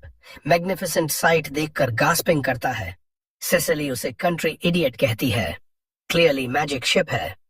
एलन याद करता है पेल ने बताया था मैजिक स्टोन से मैजिक टूल्स पावर होते हैं। सोचता है इतना बिग चीज कैसे पावर होती होगी। इडियोटिक ग्रिन के साथ स्टेयर करता रहता है। सेसिली कहती है ग्रिन खत्म करो और मार्केट जाओ। अगली सुबह एलन स्पाइडर वेब से कवर्ड शेड में वेकअप होता है, उसका new bedroom. Good night sleep से रिफ्रेश्ड और बेहतर फील होता है क्योंकि ई ranked grass type summons nice smell करते हैं और माना रिचार्ज कूल डाउन रिड्यूस करते हैं। एलन मूड में है चोर्स कॉन्कर करने का। पहले सर्वेंट्स के डाइनिंग हॉल में ब्रेकफास्ट। हेड सर्वेंट रिक से ग्रीट करता है। रिक पूछता है सेसिली के साथ गेटिंग अलोंग। एलन सोचता है पर्पल हेड ब्रैट हमेशा बॉसिंग अराउंड करती है। रिक पिटी करता है, कहता है मैन सर्वेंट की लाइफ इजी नहीं, अगर ऑर्डिनरी हॉल बॉय होता तो कम बॉदर करती। एलन पूछता है हॉल बॉय और मैन सर्वेंट में डिफरेंस क्या? कोई क्लियर नहीं बताया। रिक एक्सप्लेन करता है बटलर्स, हेड शेफ्स वगैरह high ranking servants, lower ranking में coachman, cook, gardener, man servant, housemaids. High और लो रैंकिंग सर्वेंट्स फैमिली का हिस्सा माने जाते हैं। Hall boys occasional helpers, family members नहीं काउंट होते। एलन नोट्स लेता है। पूछता है सर्वेंट्स सच में नोबल्स की फैमिली पार्ट? रिक यस कहता है। एलन समझता है डैड इतना इमोशनल क्यों था। बैरन ग्रैनविल को और रिस्पेक्ट से देखता है और वाव करता है हार्ड वर्क करके ट्रस्ट कमाएगा। बाद में बैरन और फैमिली के लिए ब्रेकफास्ट टेबल सेट करता है। सरप्राइज होता है कि वे वही प्लेन सूप और ब्रेड खा रहे हैं जो सर्वेंट्स खाते हैं। सोचता है बैरन ब्रोक है या सेव मनी करता है। बैरन्स वाइफ कॉम्प्लीमेंट करती है कि बेसिक्स क्विकली सीख लिया। एलन कहता है सीनियर्स की टीचिंग से। लेडी इंप्रेस होती है और कहती है सर्व के लिए इंटेलिजेंट और वेल मैनर्ड है। ग्रेनल ऐड करता है एलन में टैलेंट नहीं है। सेसिली क्यूरियस हो जाती है, बोस्ट करती है वो विजर्ड है। एलन इंप्रेस होता है क्योंकि गेम मेन्यू में 2 स्टार टैलेंट था। वो प्राउडली कहती है एल्डर ब्रदर मी ही सोर्ट्समैन है, लेकिन अदर ब्रदर थॉमस हर्ट लगता है। बैरन स्कोल्ड करता है सेसिली को टैलेंट्स पर बोस्ट नहीं करना चाहिए। थॉमस रोने लगता है कि वो ओनली वन विदाउट टैलेंट्स। बैरन चीयर अप करता है, कहता है नोबल्स कॉलेज इन कैपिटल जाएगा। थॉमस रोता है नहीं जाना, एकेडमी सिटी जाना है ब्रदर मीही की तरह। बैरन कहता है पॉसिबल नहीं, टैलेंट्स वाले एकेडमी सिटी जाते हैं, बाकी नोबल्स कॉलेज। वो बताता है खुद भी विदाउट टैलेंट पैदा हुआ था। कॉलेज गया, वाइफ मिली, फैमिली शुरू की। दोनों टॉमस को होप मत छोड़ने को कहते हैं। सेसिली फ्रस्ट्रेशन एलन पर निकालती है स्टिंक आई देकर। उस दिन हाफ डे ऑफ मिलता है। एलन सिटी स्ट्रीट्स एक्सप्लोर करने निकलता है। एडवेंचरर्स गिल्ड बिल्डिंग में जाते देखता है और फॉलो करता है। रिसेप्शनिस्ट से पूछता है एडवेंचरर बन सकता हूँ? वो एज पूछती है। पता चलता है 8 साल का है। कहती है 4 साल बाद आना, तब एलिजिबल होगा। वो हार नहीं मानता और गिल्ड बिल्डिंग के आसपास इंफॉर्मेशन कलेक्ट करने लगता है। वो नोटिस बोर्ड पर जाता है जहाँ अलग अलग मॉन्स्टर पर बाउंटीज लगी हैं। उसे पता चलता है कि हॉर्न्ड रैबिट जैसे वीक मॉन्स्टर सिर्फ 1 कॉपर कॉइन देते हैं, लेकिन गॉब्लिन और ओक जैसे स्ट्रॉन्गर मॉन्स्टर सिल्वर कॉइन दिला सकते हैं। तभी पीछे से एक रगड एडवेंचरर उसे आवाज देता है और कहता है कि ये जगह बच्चों के लिए नहीं है। हीरो पोलाइटली कहता है कि वो जा रहा है, फिर अचानक पूछता है कि मॉन्स्टर पोस्टर्स पर स्पॉनिंग प्लेस क्यों नहीं लिखा है। एडवेंचरर उसके साथ बहस में बह जाता है और बताता है कि ये कॉमन मॉन्स्टर हैं, कहीं भी मिल जाते हैं, इसलिए स्पॉन प्लेस की जरूरत नहीं पड़ती। फिर उसे एहसास होता है कि वो बिना फी के एक ब्रैट को सिखा रहा है और फिर से हीरो को घर जाने को कहता है। हीरो समझ जाता है कि मिस्टर क्रॉपटॉप असल में पुशओवर है। वो पूछता है कि हर डिफिकल्टी रेटिंग के मॉन्स्टर कहाँ मिलते हैं। एडवेंचरर बताता है कि हायर रैंक के मॉन्स्टर ह्यूमन सेटलमेंट से बहुत दूर मिलते हैं और सबसे powerful monster white dragon mountains में पाए जाते हैं। हीरो उसका फायदा उठाता है और 200 गोल्ड कॉइन्स की बाउंटी वाले मॉन्स्टर के बारे में पूछता है। एडवेंचरर कहता है कि वो बहुत पावरफुल और फास्ट है, ऐसे मॉन्स्टर नाइट्स के लिए छोड़ दो। फिर हीरो व्हाइट ड्रैगन के बारे में पूछता है जिसके सिर पर 1000 गोल्ड कॉइन्स की बाउंटी है। पुशओवर जवाब देता है कि व्हाइट ड्रैगन इस रीजन का सबसे स्ट्रॉन्गेस्ट मॉन्स्टर है, कोई हरा नहीं सकता, लेकिन उसके माउंटेन में बहुत सारा प्रेशियस मिथरिल है, इसलिए बाउंटी बार बार बढ़ती जा रही है, पर कोई अपनी जान जोखिम में नहीं डालना चाहता। हीरो सोचता है कि अगर व्हाइट ड्रैगन की रिवॉर्ड बढ़ती जा रही है तो माउंटेन का मिथरिल बहुत वैल्यूएबल होना चाहिए।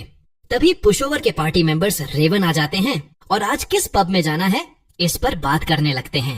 हीरो मौका देखकर रेवन को थैंक कहता है और गिल्ड से निकल जाता है। अपने बाकी प्लान्स पर फोकस करने के लिए वो फुल स्पीड से सिटी गेट की तरफ भागता है। गार्ड उसे रोकता है और सिटी से बाहर जाने का परमिट मांगता है। हीरो ग्रैनविल फैमिली का बैज दिखाता है। गार्ड माफी मांगता है, गेट खोलता है और हीरो बाहर निकल जाता है। वो बहुत एक्साइटेड है, सोच रहा है कि ढेर सारे मॉन्स्टर मारकर टन ऑफ एक्सपीरियंस लेगा। गार्ड चिंता में कहता है कि कम से कम किसी को साथ ले लो प्रोटेक्शन के लिए, लेकिन हीरो नहीं सुनता और दूर चला जाता है। वो डिसाइड करता है कि सिटी से ज्यादा दूर नहीं जाएगा, वरना मॉन्स्टर बहुत टफ हो जाएंगे। लेकिन वो कॉन्फिडेंट है कि टी रैंक मॉन्स्टर आसानी से मार सकता है। जंगल पहुंचते ही हीरो सबसे पहले ई रैंक हॉक समन करता है और टेस्ट करता है कि वो ऑर्डर्स कितना अच्छा फॉलो करता है।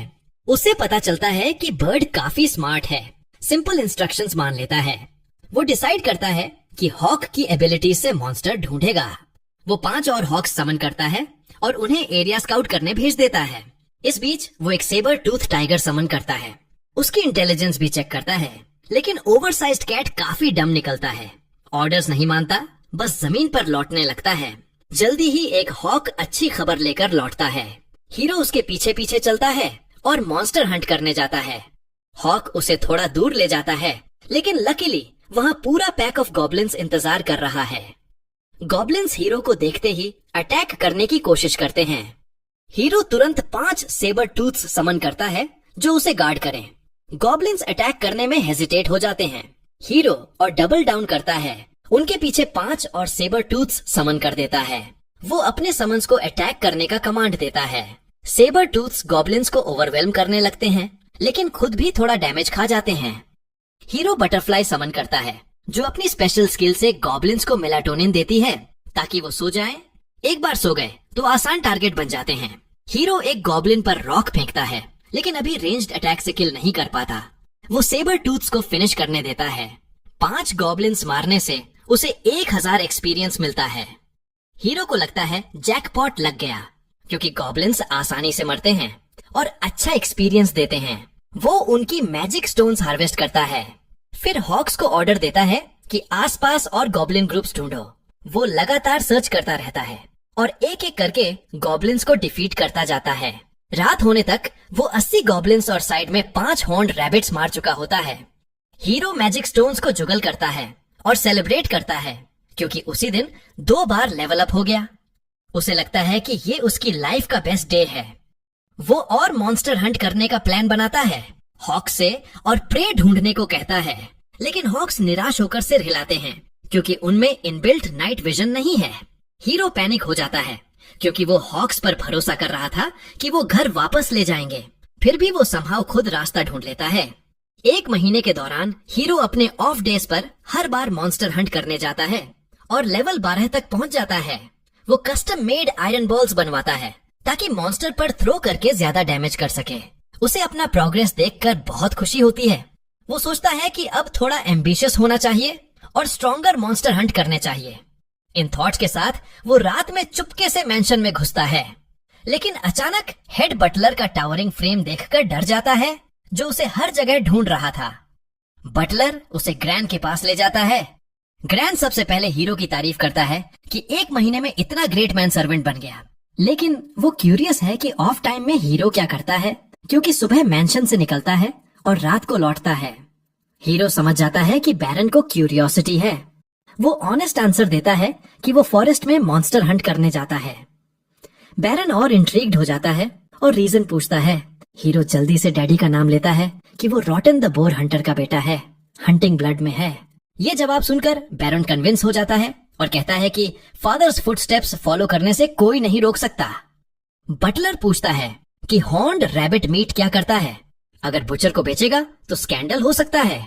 हीरो नहीं बता सकता कि वो सिर्फ हॉर्न्ड रैबिट नहीं मारता, सब कुछ फेंक देता है। बटलर कहता है कि ग्रैनबेल फैमिली खुद हॉर्न्ड रैबिट मीट को बेहतर प्राइस पर खरीद लेगी। हीरो इससे ज्यादा खुश नहीं हो सकता।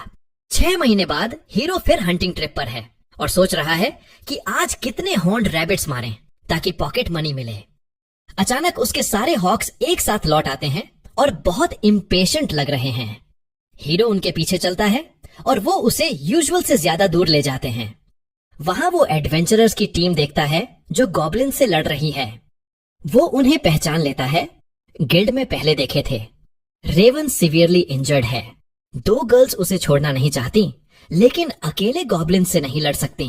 हीरो हेल्प करने कूद पड़ता है और आयरन बॉल्स गॉब्लिन्स पर फेंकता है, लेकिन सिर्फ इंज्योर कर पाता है, फिनिश नहीं। वो सामने समन्स नहीं यूज कर सकता, लेकिन समन्स के बफ्स की वजह से वो इतना स्ट्रांग हो चुका है कि गॉब्लिन्स से बिना समन्स के भी लड़ सकता है। वो डैगर निकालता है और आई पैच चिक के एक गॉब्लिन मारने के समय में 3 गॉब्लिन्स डिफीट कर देता है। आई पैच गर्ल तुरंत रेवन के पास जाती है जो टेरिबल कंडीशन में है। प्रीस्टेस के पास रेवन को हील करने के लिए इनफ माना नहीं है। हीरो फिर क्लच में आता है और कहता है कि उसके पास मेडिसिनल हर्ब है जो हेल्प कर सकती है। वो प्लांट समन की स्किल से स्पेशल लीफ क्रिएट करता है। वो लीफ मिराक्युलसली रेवन की वुंड हील कर देता है बिना स्कार छोड़े। वो दूसरा लीफ आई पैच गर्ल की वुंड पर लगाता है। पूरी पार्टी बहुत ग्रेटफुल है कि हीरो ने इतने high level healing items use किए। हीरो वापस हंटिंग पर जाना चाहता है, लेकिन रेवन रोकता है और पूछता है कि डेट कैसे रिपे करें। हीरो टाइम वेस्ट नहीं करना चाहता, इसलिए कहता है कि मेरी एबिलिटीज सीक्रेट रखना। जब सब और कुछ करने पर इंसिस्ट करते हैं तो हीरो कहता है कि 100 E rank magic stones collect करके दे दो। रेवन और उसकी पार्टी खुशी खुशी रिक्वेस्ट एक्सेप्ट कर लेते हैं। हीरो अपना रास्ता लेता है। कुछ दिनों बाद वो सोचता है कि मेडिसिनल लीफ उस हर्ब से ज्यादा इफेक्टिव है जो उसके डैड की वुंड ट्रीट करने में यूज हुई थी, इसलिए इन्हें केयरफुली यूज करना चाहिए। वो रियलाइज करता है कि समन्स के साथ गॉब्लिन्स हंट करने से सोलो हंट से ज्यादा एक्सपीरियंस मिलता है। लेकिन सबसे ज्यादा कंफ्यूज करने वाली बात हॉक्स का बिहेवियर है। वो एक हॉक समन करता है और पूछता है कि 5 किलोमीटर रेंज में सिर्फ गॉब्लिन सर्च करने के ऑर्डर को क्यों इग्नोर किया। बर्ड नर्वस हो जाता है। हीरो पूछता है कि क्या इंजर्ड एडवेंचरर को सेव करना चाहता था। हॉक सिर हिलाता है। हीरो अचानक रियलाइज करता है कि उसके समन्स सिर्फ ऑर्डर्स फॉलो करने वाले टूल्स नहीं हैं, उनमें भी फीलिंग्स हैं, जैसे किसी ऑर्डिनरी क्रीचर में होते हैं। कुछ देर बाद नाइट कैप्टन जेनॉफ लॉर्ड ग्रैनविल के मैंशन में डिनर के लिए आता है। फूड से इम्प्रेस्ड होकर पूछता है, ये गुरमे शिट क्या है। सेसिली बताती है, हॉर्न्ड रैबिट का मीट हीरो ने हंट किया है। जिनोफ कहता है लेजेंडरी हंटर के बेटे से यही एक्सपेक्ट करता था। फिर बताता है कि क्रीना विलेज ने इस विंटर में भी 20 ग्रेट बोर्स का क्वोटा पूरा कर दिया। हीरो को सरप्राइज नहीं होता। सेसिली का भाई थॉमस कंप्लेन करने लगता है, इस साल बोर मीट क्यों नहीं मिला। हीरो सोचता है थॉमस का पॉइंट वैलिड है, यहाँ किसी ने बोर मीट नहीं खाया, शायद ग्रीडी किंग ने सब अपने पास रख लिया। ग्रैंडबेल थॉमस को डांटता है, सेल्फिश मत बन। हीरो को थॉमस के लिए बुरा लगता है, सर्व्स भी इससे ज्यादा मीट खाते हैं। ग्रैंडबेल की वाइफ कहती है, शेम है, विंटर पार्टी में ढेर सारे मीट डिशेस बनाना चाहती थी। थॉमस आइडिया देता है, हीरो अगली बार व्हाइट डियर हंट करके लाओ। सेसिली नाराज हो जाती है, वो मेरा सर्वेंट है, सिर्फ मुझे ऑर्डर देने का हक है। लेडी ग्रैंडबेल कहती है, तुम दोनों सिली हो रहे हो, व्हाइट डियर हीरो के लिए बहुत टफ है। पर हीरो चैलेंज एक्सेप्ट कर लेता है। सब एक्साइटेड हो जाते हैं। जिनोफ क्यूरियस रहता है कि हीरो ये कैसे मैनेज करेगा। विंटर आता है, हीरो फॉरेस्ट में स्नोमैन बनाने जाता है, लेकिन बहुत बुरा बनता है। तभी हॉक आता है और व्हाइट डियर मिलने की खबर देता है। हीरो तुरंत उसके पीछे जाता है। एक जायंट व्हाइट डियर गॉब्लिन्स खा रहा होता है। हीरो थोड़ा शॉक्ड होता है क्लोज देखकर, खुद को मेंटली प्रिपेयर करता है। पहले फ्रॉग समन करता है, उन्हें डियर को प्रोवोक करने को कहता है। फ्रॉग्स इडियट की तरह उछलते हैं। व्हाइट डियर उन्हें स्क्विश करने के लिए चार्ज करता है।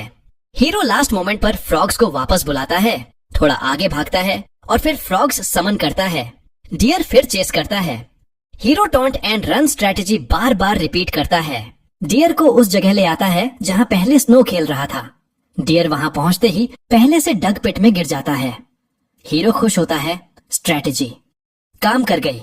व्हाइट डियर क्रैम्प्ड पिट में फंस जाता है। हीरो को पूरा एडवांटेज मिल जाता है।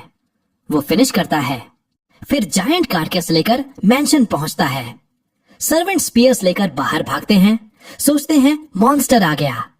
कारकेस एक स्टेप आगे बढ़ता है। हीरो कहता है, मुझे थॉमस के पास ले चलो। सर्वेंट्स डर जाते हैं, मॉन्स्टर बोल भी रहा है। फिर हीरो कारकेस से बाहर निकलता है। ये तुम्हारी मॉम से भी हैवी है। ग्रैंडवेल फैमिली बाहर आती है और व्हाइट डियर देखकर स्पीचलेस हो जाती है। थॉमस डिलाइटेड होकर मदर से कहता है, अब न्यू ईयर पार्टी में डिलीशियस चीज सर्व करेंगे। वो हीरो को थैंक करने दौड़ता है। हीरो मॉन्स्टर उसे डेडिकेट कर देता है, लेकिन मन ही मन सोचता है, व्हाइट डियर कभी नहीं हंट करूंगा फिर। बहुत टाइम लगा और सिर्फ 2500 एक्सपीरियंस मिला। लॉर्ड ग्रैंडबेल स्टन्ड है। बटलर से पूछता है, पक्का है कि हीरो में कोई टैलेंट नहीं? 8 साल का लड़का अकेले सी रैंक मॉन्स्टर मार लाया।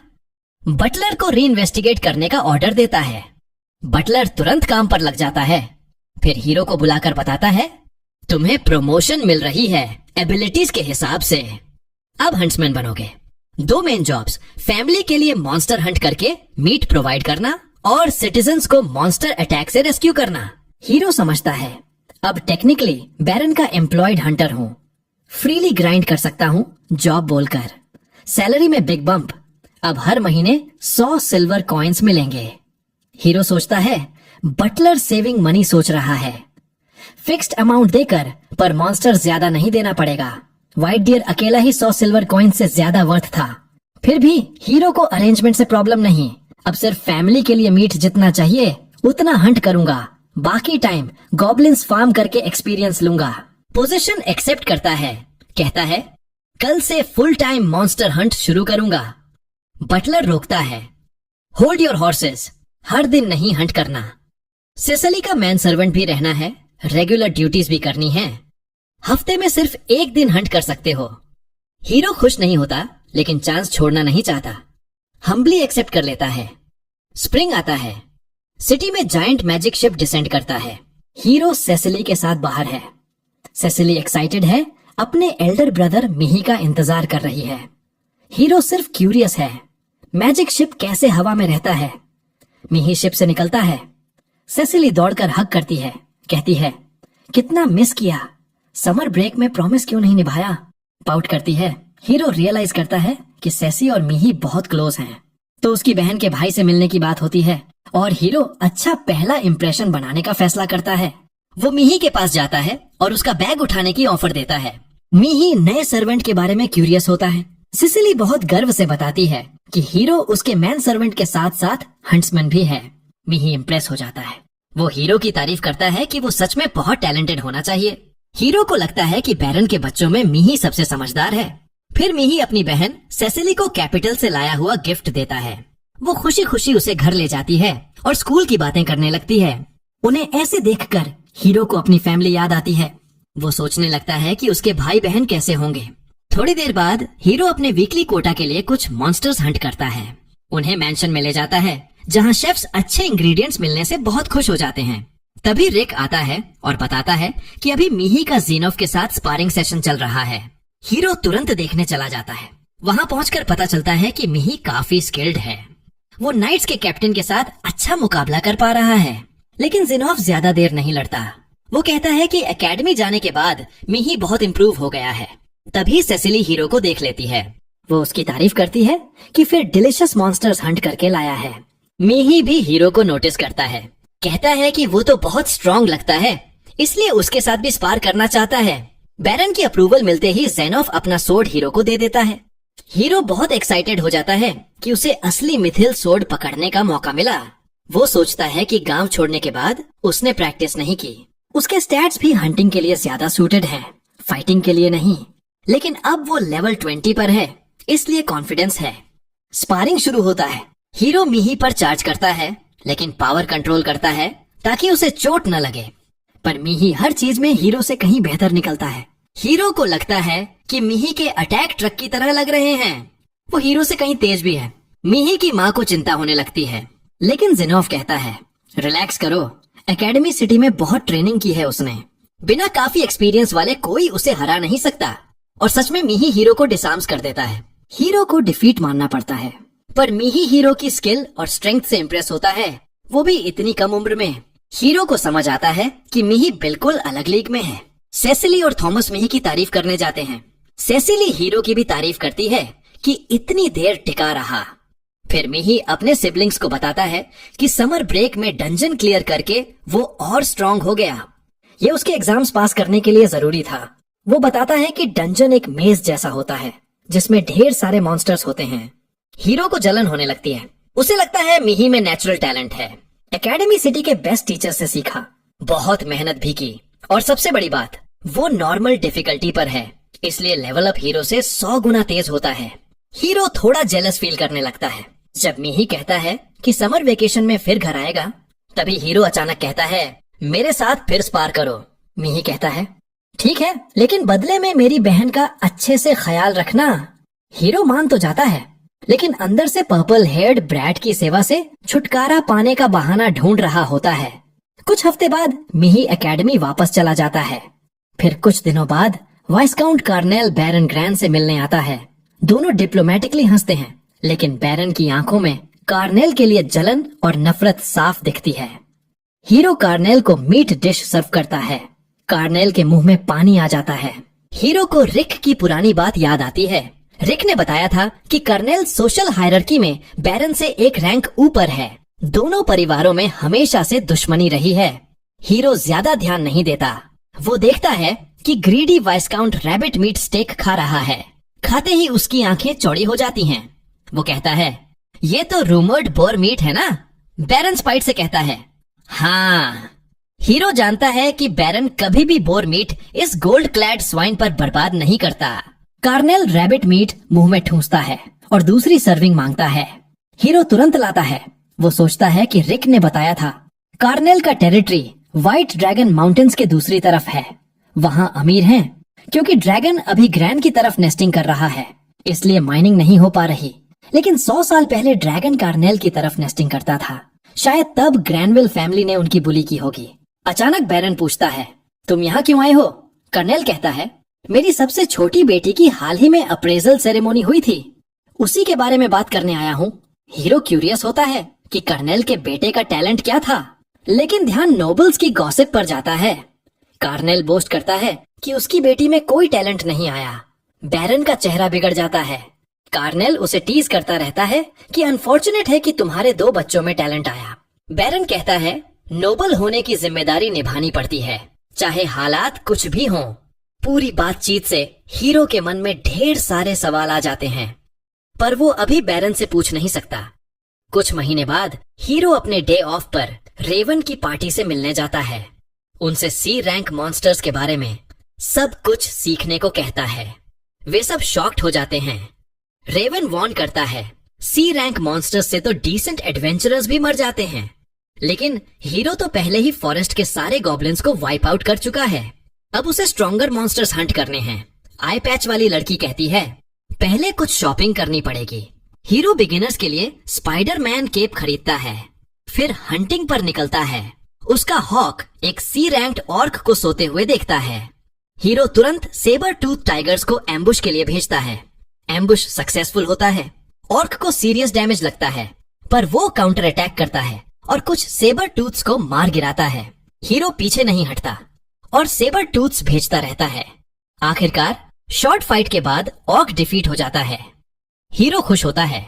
सी रैंक मैजिक स्टोन मिल जाता है, पर सोचता है कि बिना ट्रैप के सी रैंक मॉन्स्टर्स को हराना बहुत मुश्किल है और मिही जैसे लोगों से कैचअप करने के लिए तो और भी मेहनत करनी पड़ेगी। तभी हॉक एक और सी रैंक्ड मॉन्स्टर की तरफ अलर्ट करता है।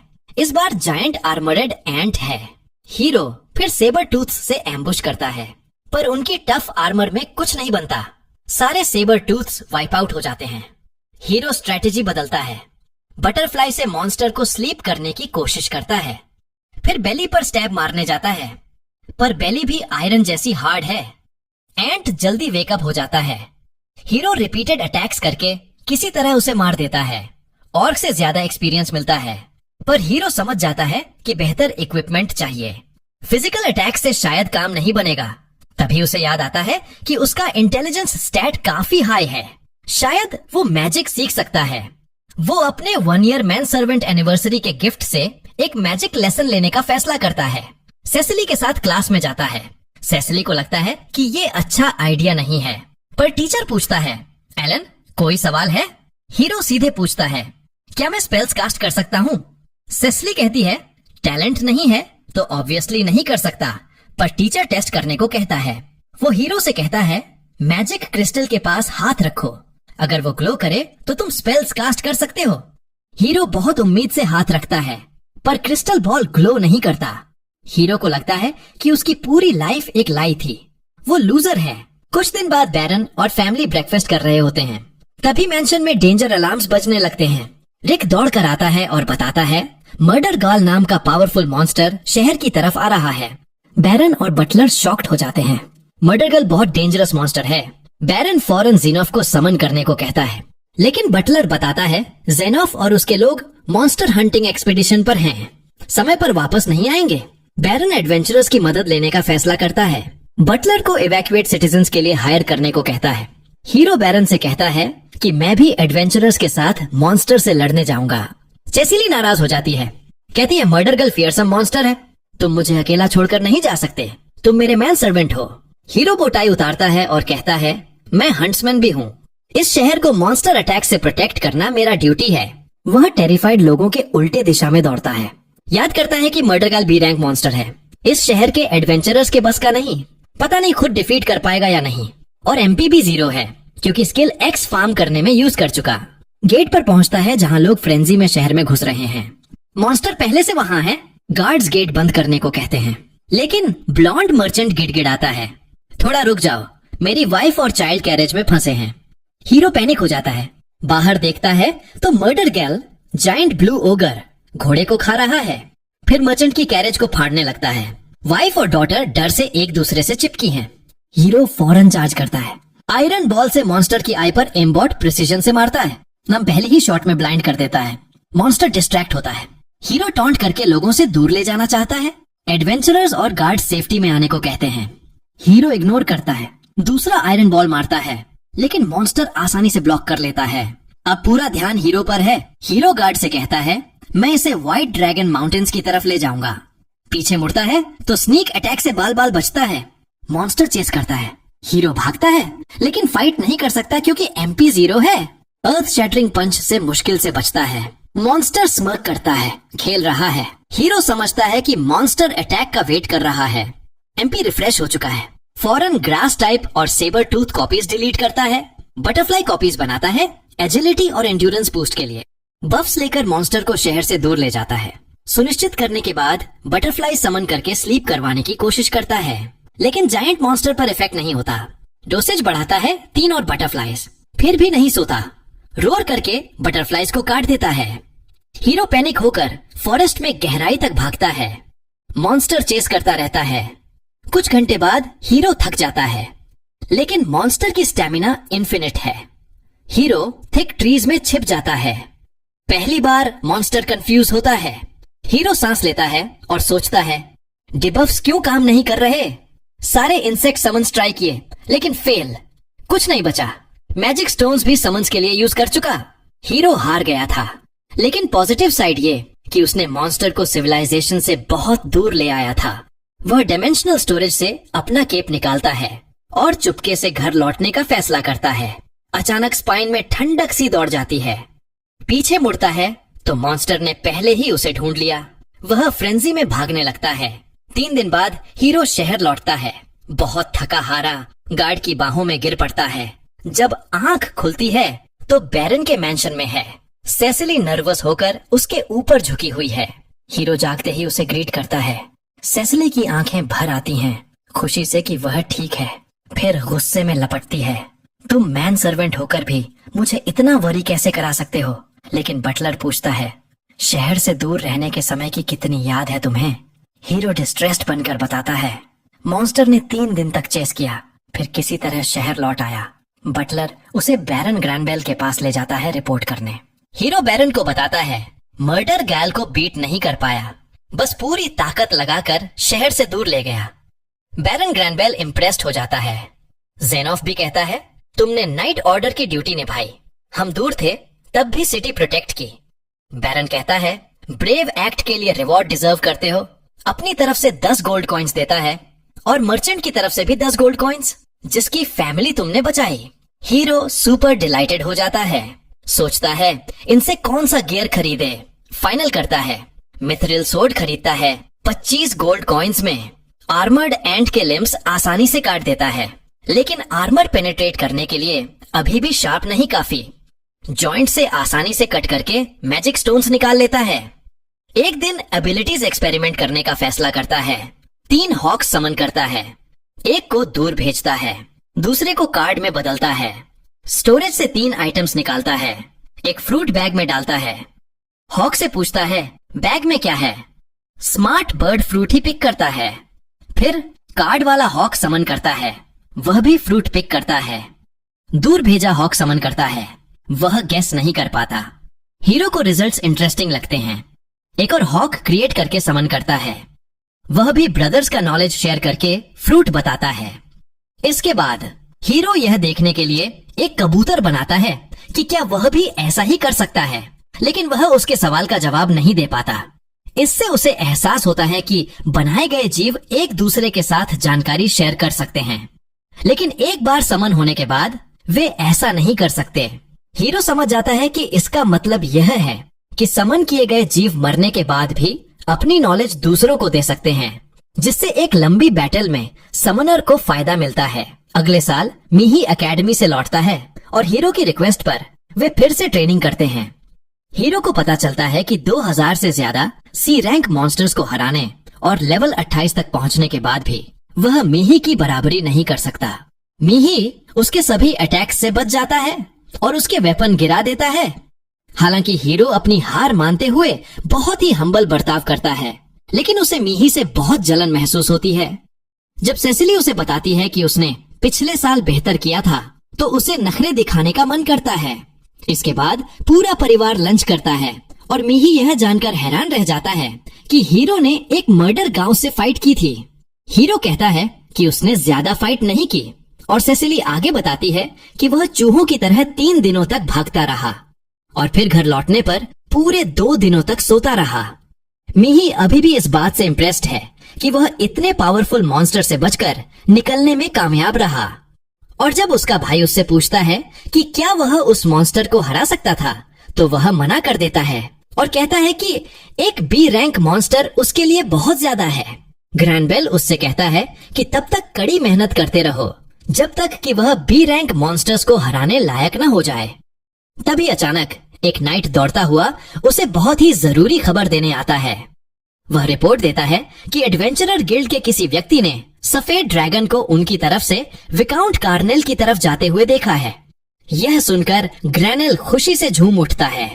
वह कहता है कि उसने इसके लिए बहुत लंबा इंतजार किया है, क्योंकि अब उन्हें 1 सदी के बाद मिथ्रिल की खदान में जाने का मौका मिलेगा। वह यह सोचकर एक्साइटेड है कि इससे उसके इलाके की इकोनॉमी कैसे बढ़ेगी। वह तुरंत ज़ेनोफ को पहाड़ों का सर्वे करने और खदानों को फिर से चालू करने के लिए एक टीम ले जाने का आदेश देता है।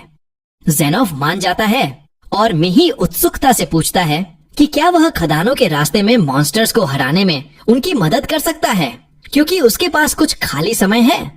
ज़ेनोफ तुरंत मदद के उसके ऑफर को रिजेक्ट कर देता है, क्योंकि अगर सफेद ड्रैगन किसी भी कारण से उनकी तरफ लौट आता है तो यह बहुत ही खतरनाक हो सकता है। इसके अलावा खदानों को फिर से काम करने लायक बनाने से पहले उन्हें बहुत सारे सर्वे करने की जरूरत है और इसमें महीनों लग सकते हैं। मिही मान जाता है कि उसे घर पर शिकार करने का मजा नहीं मिलेगा, लेकिन उसी समय हीरो चिंतित है, क्योंकि अगर नाइट्स इलाके के सभी मॉन्स्टर्स को साफ करना शुरू कर देंगे तो उसे एक्सपी फार्म करने का कोई मौका नहीं मिलेगा। इसके तुरंत बाद हीरो की समन स्किल लेवल 5 तक पहुंच जाती है, जिसका मतलब है कि वह अब और भी मजबूत जीवों को बना सकता है। उसे शेयर नाम की एक नई स्किल भी मिलती है और वह यह देखने के लिए एक्साइटेड है कि यह कैसे काम करती है। हीरो एक बाज को समन करता है और उस पर स्किल का इस्तेमाल करता है। अचानक वह खुद को बाज के नजरिए से देखने लगता है और उसे एहसास होता है कि यह स्किल उसे अपने समन्स के सेंसेस शेयर करने में मदद कर सकती है। वह स्किल को पूरी तरह से टेस्ट करने के लिए बाज को ऊपर उड़ने का आदेश देता है और जब वह जंगल का ड्रोन शॉट देखता है तो हैरान रह जाता है। उसे पता चलता है कि वह शेयर स्किल का इस्तेमाल करके बाज के साथ कम्युनिकेट कर सकता है और उसे दूर से भी कमांड दे सकता है। इसके अलावा वह सेंसेस को तब भी शेयर कर सकता है जब बाज जूम इन करने की अपनी खास एबिलिटी का इस्तेमाल करता है। हीरो और ज्यादा एक्सपेरिमेंट करने का फैसला करता है और ये देखने के लिए बाज की और कॉपीज समन करता है कि वह एक ही समय में कितने समन्स के साथ अपने सेंसेस शेयर कर सकता है। उसे पता चलता है कि उसे एक ही समय में 4 बाज के सेंसेस शेयर करने में कोई परेशानी नहीं होती है। फिर वह अपनी स्किल की लिमिट्स को और टेस्ट करने के लिए एक सेबर टूथ समन करता है। उसे पता चलता है कि वह अलग अलग तरह के समन्स के सेंसेस शेयर कर सकता है, लेकिन जब वह एक और सेबर टूथ समन करता है और ऐसा ही करने की कोशिश करता है तो उसे लगता है कि उसका सिर फट रहा है। हीरो समझ जाता है कि जब सेंसेस शेयर करने की बात आती है तो 5 उसकी लिमिट है। वह सोचता है कि क्या यह नंबर फिक्स है या वह इसे बदल सकता है और कुछ आइडिया पाने के लिए अपने स्टैट स्कैन करने लगता है।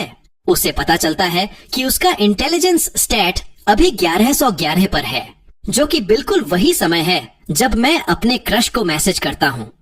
वह सोचता है कि शायद वह इंटेलिजेंस के हर 200 पॉइंट्स पर एक समन के सेंसेस शेयर कर सकता है और वह डी रैंक के पक्षी जीवों की कुछ कॉपीज बनाकर अपनी थ्योरी को टेस्ट करने का फैसला करता है। इससे उसका इंटेलिजेंस 1200 पॉइंट से ऊपर हो जाता है और जैसा कि हीरो ने अनुमान लगाया था, अब वह एक ही समय में 6 समन्स के नजरिए से लाइव स्ट्रीम कर सकता है। हीरो इस बात से इम्प्रेस्ड होता है कि वह कितना स्मार्ट है और यह देखने का फैसला करता है कि वह अब किस नए प्रकार के जीवों को समन कर सकता है। वह सभी बेसिक जीवों को समन करता है और पाता है कि मिस्टर पोटैटो को छोड़कर उन सभी के पास अच्छी खासी समझदारी है।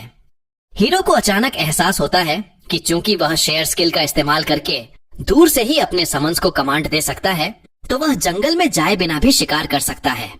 वह तुरंत अपनी थ्योरी को टेस्ट करता है। वह आर्मर्ड चींटियों के एक ग्रुप को ढूंढता है और डी रैंक की मकड़ी को उन्हें फंसाने के लिए भेजता है। इसके बाद वह भालू को उन पर अटैक करने का आदेश देता है और वह इतना मजबूत है कि आर्मर्ड चींटियों के सख्त छिलकों को कुचलकर उन्हें खत्म कर सके। ब्रॉन्ज शील्ड वाला जीव आसानी से विशाल चींटियों के अटैक्स को रोक लेता है, जबकि डी रैंक की मछली, जो हीरो को मैजिकार्प की याद दिलाती है, उसके पास एक खास एबिलिटी है जो उसे और उसके सभी समन्स को एक ही समय में बफ करती है, जिससे उनके बचने की स्पीड बढ़ जाती है। हीरो इम्प्रेस्ड है कि उसके समन्स उसे उनके पास जाने की जरूरत के बिना ही सी रैंक मॉन्स्टर्स का काम तमाम कर सकते हैं। इसके बाद वह अपने ग्रास टाइप समन की तरफ मुड़ता है, यह उम्मीद करते हुए कि उसके पास भी अपने पूर्वजों की तरह मैना रिस्टोर करने की एबिलिटी है। वह पोटैटो मैन से अपनी क्रॉप ऑफ मैजिक एबिलिटी का इस्तेमाल करने के लिए कहता है और आलू तुरंत खुद को मिट्टी में गाड़ लेता है ताकि एक ऐसा पौधा उग सके जिसमें एक छोटा कद्दू जैसा फल लगता है। जैसे ही हीरो उस फल को पकड़ता है, उसका MP 1000 पॉइंट्स तक रिस्टोर हो जाता है और वह बहुत खुश होता है कि उसके पास आखिरकार एक मैना रिकवरी आइटम है। इसके बाद वह डी रैंक के उल्लू पर ध्यान देता है और पाता है कि इसमें नाइट विजन नाम की एक खास एबिलिटी है जो इसे अंधेरे में साफ देखने में मदद करती है। हीरो को एहसास होता है कि अब उसके पास शहर में रहते हुए भी फुल टाइम शिकार करने का पूरा इंतजाम है। वह दिन में मॉन्स्टर्स को खोजने के लिए बाज का और रात में उल्लू का इस्तेमाल कर सकता है और फिर भालू और मकड़ी अपनी टीम बनाकर उन्हें मार गिरा सकते हैं। हीरो अपने इंटेलिजेंस स्टैट को और बढ़ाने के लिए ज्यादा से ज्यादा डी रैंक समन्स को बनाता है, जिससे वह एक ही समय में 8 जीवों के साथ अपने सेंसेस शेयर कर सकता है। वह उन्हें आदेश देता है कि वे इंसानी शिकारियों से हर कीमत पर बचते हुए मॉन्स्टर्स को खोजें और उनका शिकार करें, और अगर उन पर अटैक होता है तो वे पलटवार न करें। इसके साथ ही वो जीव शिकार पर निकल जाते हैं और हीरो को एहसास होता है कि अब उसके पास बहुत सारा खाली समय है। उसे अचानक याद आता है कि वह शेयर स्किल का इस्तेमाल एक और तरीके से कर सकता है और तुरंत एक कबूतर को यह देखने के लिए भेजता है कि उसका परिवार और दोस्त क्या कर रहे हैं। वह देखता है कि करीना डोगोरा और मैश के साथ ट्रेनिंग कर रही है।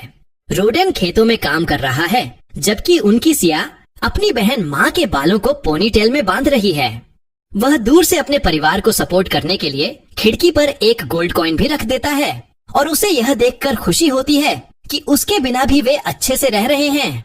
लेकिन हमारी आज की यह वीडियो यहीं खत्म होती है। चैनल को लाइक और सब्सक्राइब करना याद रखें। देखने के लिए शुक्रिया और मैं आपसे अगली बार मिलूंगा।